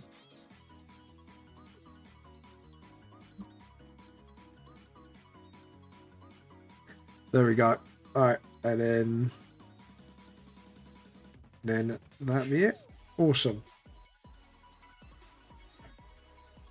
Yeah, that's cool. We'll do that, and then let's see. Yeah, we're doing Volume 1 Revamp today, by the way. Oh, have you done any new art yet, by the way, Macabre Demon? I know you've done a lot of decorating lately, but just on the off chance you might have done a little something. Oh, and you missed the I'm kidding. I was scrubbed. No, it's first of all you fuckers have had money. Yeah, no, it's fine, man. Don't worry. We know you will. Just a gun. Now give me your money. give me your money. Give it now. Just Arnold walks over it. Give me all the money. Do it now. Oh god. Right, now we gotta go like this, and then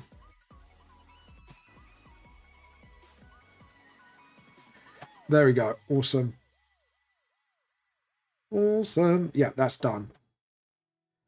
Okay, so now the next thing I would like to do is actually I want to do this.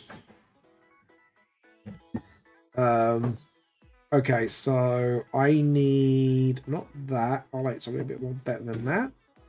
I want no, that one. I want that one. Give me that circle. I want that one. I want to be a Smurf. And you're already saying hi. Oh. Did you hear that? Did you all hear that? Rachel, your sofa tonight. Oh, it's tonight.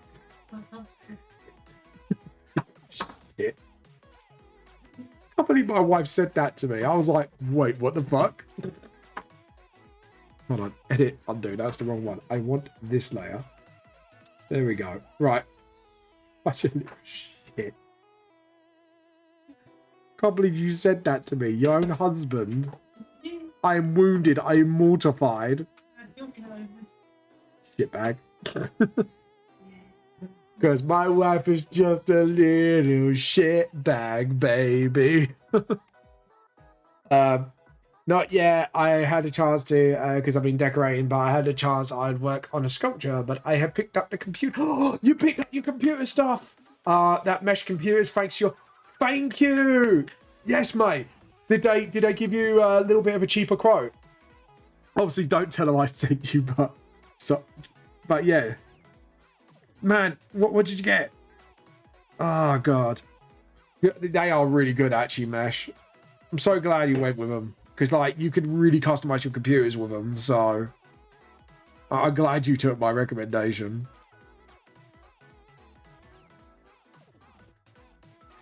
But yeah, there we go. Okay, cool. And then we drag that layer down. And then we put it... Where the fuck is the layer? There we go. That's what I want to do. Drag it down to that. But yeah, well done, man. Yeah. God, excuse me. I like to report a roasted corpse in my presence. Yes, it was my wife. Yeah. Yeah.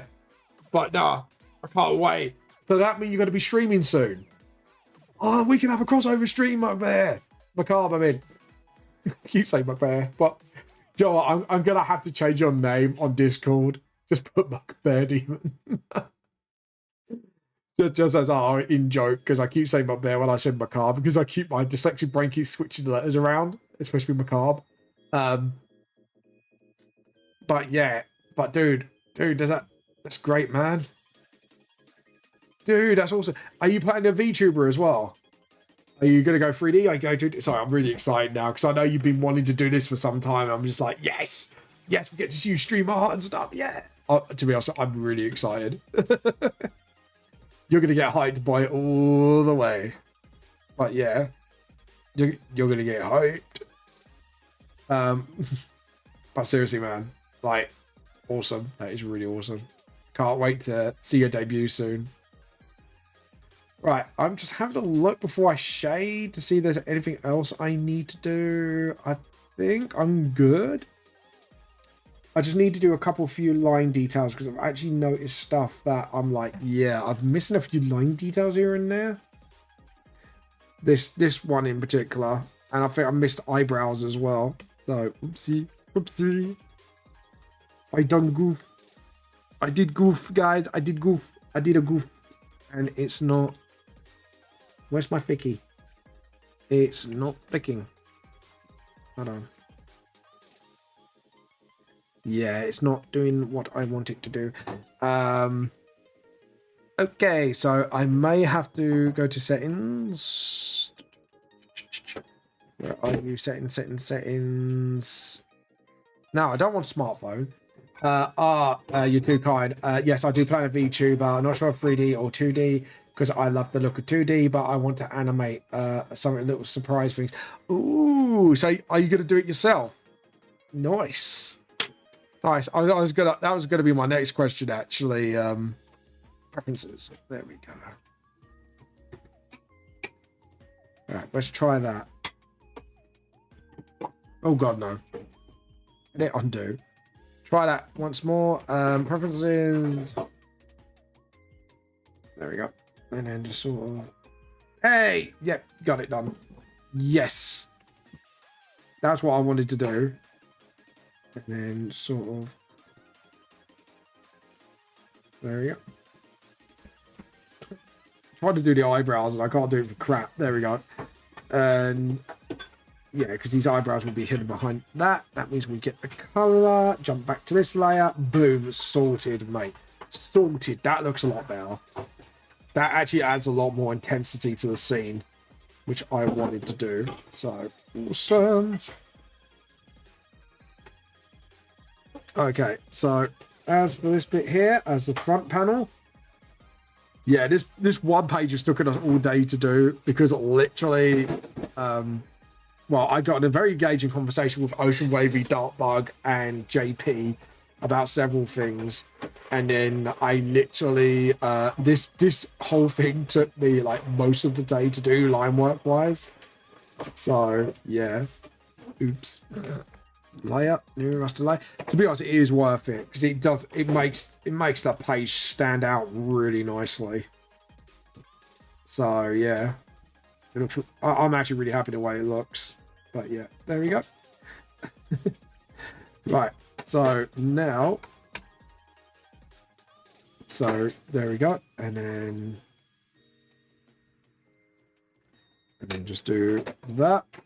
So we're gonna do this bit by bit. Not chonk it as I normally do. Chonk.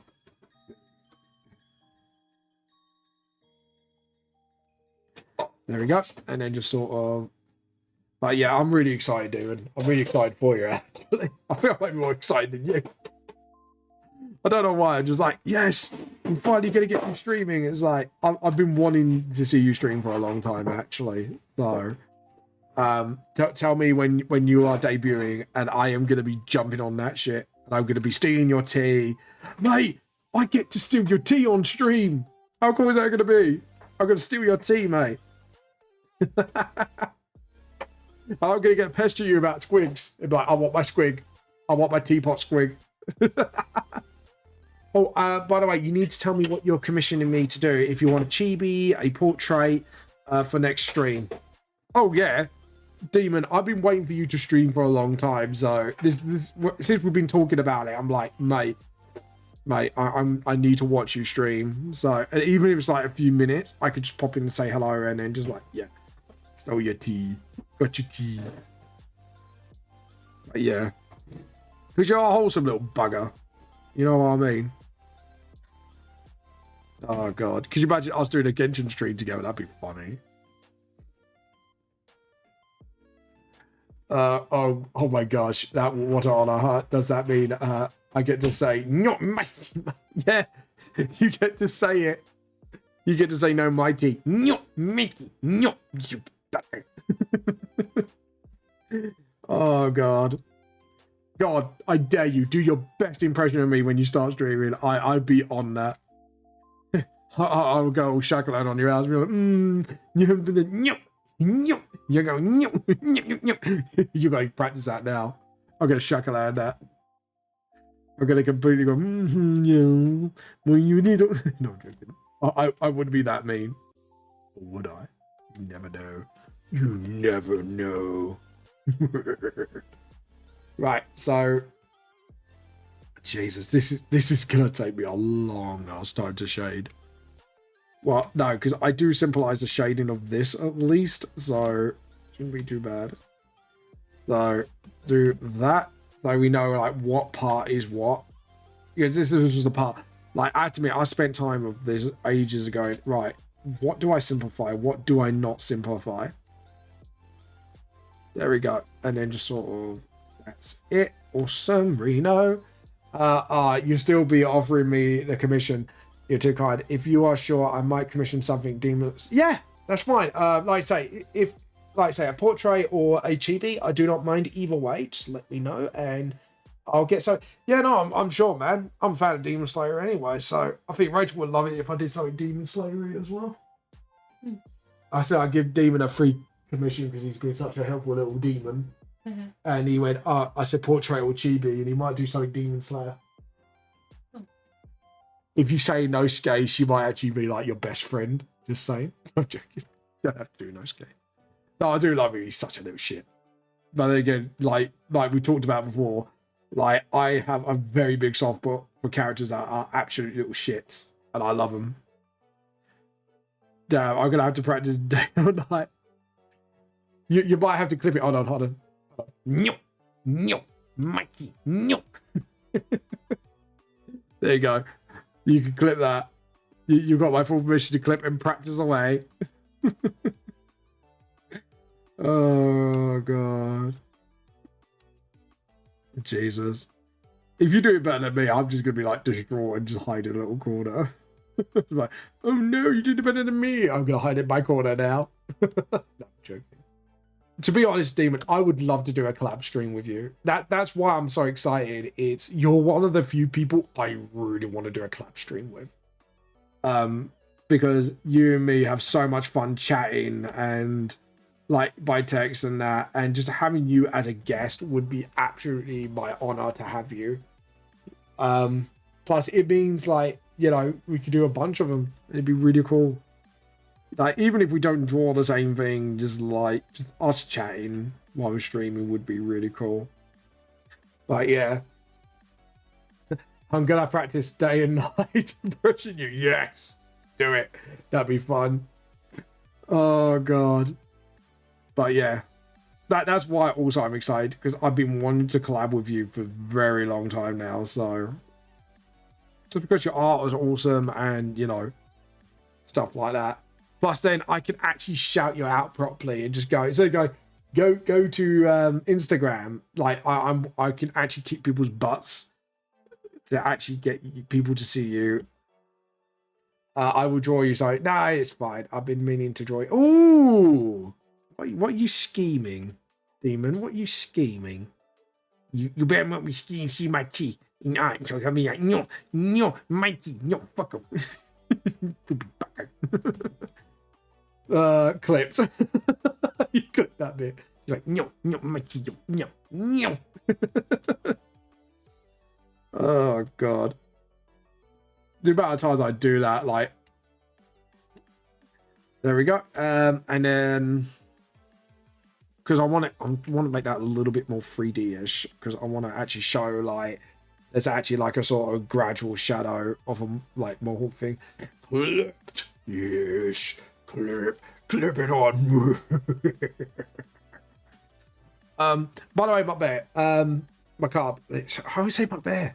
It's macabre. Macabre. Anyways, there you go. I always have a go at myself for like getting it wrong now, because like I'm determined, because everyone keeps going, Vamp, it's this, you knobend, and I'm like, oh shit, sorry. So I'm gonna keep trying to get your name correct, mate. I really can't wait, because yeah, it's just awesome. Seriously, I'm now super. Now I know you got your PCs out. I'm now super excited. Ooh, also, thank you for actually us playing Pokemon Violet and Genshin together. You can't stop me before I start parkouring up cliffs. Could you imagine that? It's just like, we're gonna fight this boss battle. Just like, I'm gonna fight the boss battle. You just jump on a cliff. I'm like, no, my bear, no. That's what I know. We have to make it our thing. Like every time you do something silly, I'll be like, my bear, no, you fool! What have you done, bear? You fool! Just like Ren and Stimpy it. Like, bear, you fool! What have you done? Stimpy, you fool! That's it. That's the voice I want to do at you. Every time you jump off a cliff, be like, Stimpy, me bear, you fool! What have you done? Oh god. fucking Ren and Stimpy, man. That was some first class fucking comedy cartoon in the day. However, it did get banned for several reasons. That means I get to Ragey Man if we time our streams as well. That'd be awesome.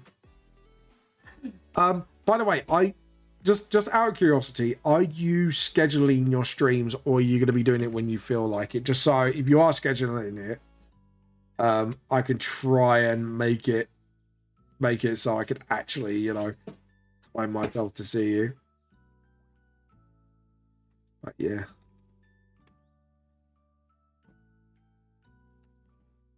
But yeah. Means I get to Reggie too. Yeah, that'd be awesome. That'd be really awesome, man. Also, don't worry, I'm used to you saying Mugbear. It's weird. Yeah, it's going to be weird the other way. Do you know what? When you're in trouble, I'll be like, macabre. But just normally, all right, if I say Mugbear, and then we go, macabre, your food. Yeah, that's it. I think that's like when you do something so you're in trouble. I'll be like, no, you're fool, macabre demon, you're fool. Stupid, you idiot. I love doing that voice. I don't know why. It's just stupid, you fool, you idiot. it's just so satisfying to do, isn't it? Just like it's something about that voice. It just brings so much satisfaction to me. Not in that way, but you get what I mean. You know, like saying certain words in certain ways, like it's satisfying. Like Dartford, you can't say Dartford. You go Dartford. Or Birmingham. I have to say it in that voice. I'm going to Birmingham. Going to Birmingham for Anime Con? No, I'm not too sure. You haven't yet sorted the schedule or anything due to when Mum works. It might be all over, but sure, yeah. When you do get a schedule, let me know. Because actually, a little tip for you as a streamer, I have noticed when you schedule your streams, you're more likely to get more views. Only because then people know when you are streaming and what you are doing. So yeah, if you do it, let me know and I'm going to jump by it, especially on your art streams. Because I want to be honest, I've been wanting to watch and how you do your art for a long time. And it's like, that's why I want to watch your streams as well. I want to pick up tricks from you and see like what kind of tricks I can pick up from you.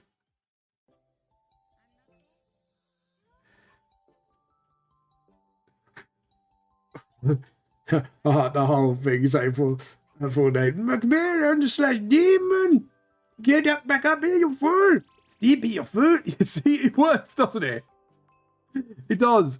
I can actually do that voice at you, like full on Ren and Stimpy, but like McMillan/Demon, you fool! Get back up here, you idiot! Just full on Ren and Stimpy.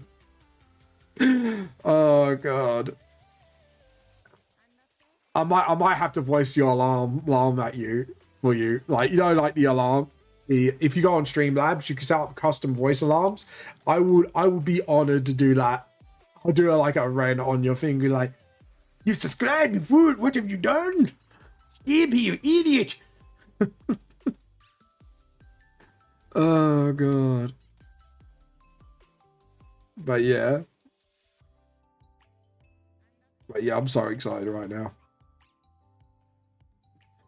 But yeah, and also when you do, let me know, and I'm gonna set up when you're streaming. I want to use a bot that advertises your streams as well on my Discord. So basically, every time you come on stream, it will automatically post on my Discord. Just, you know, so we can shout you out and all that shit. But yeah, and then just sort of that's it. But yeah, I've heard. I heard you. I think 3 others said you love to watch. But yeah, but seriously, you do have a really nice art style, and I would like to see your process and see what tricks you use and stuff like that. Only because even though my art style is different than yours, there might be a few tricks I can really pick up from you, and there's some certain things I want to know how you do, just so I can then use it for my art style. Because there's some bits that's like, ooh, I go really well for this sort of effect. And it's like, I want to know how you do it. I want to know your secrets, demon. You better give them to me. demon, you're giving me your secrets. Right, it is pretty much 4:30 now. So we are going to pick somebody to raid. Let's see who's on today that we can raid. There we go. Oh, my raid button didn't work. What's going on? Oh dear. I think my stream deck's not picking up the raid button. Come on. Give me someone to raid. Hold on. I might have to do it by the stream deck here. Give me a second. We want to click the raid button. Yeah.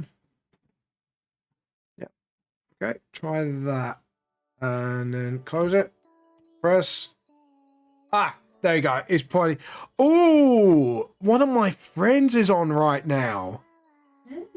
Yeah. Well, it smells really nice. Mum. He's made chocolate. Oh, guys. Chocolate smells. Guys, that smells puff pastry and chocolate. Oh. Come on, live, damn it.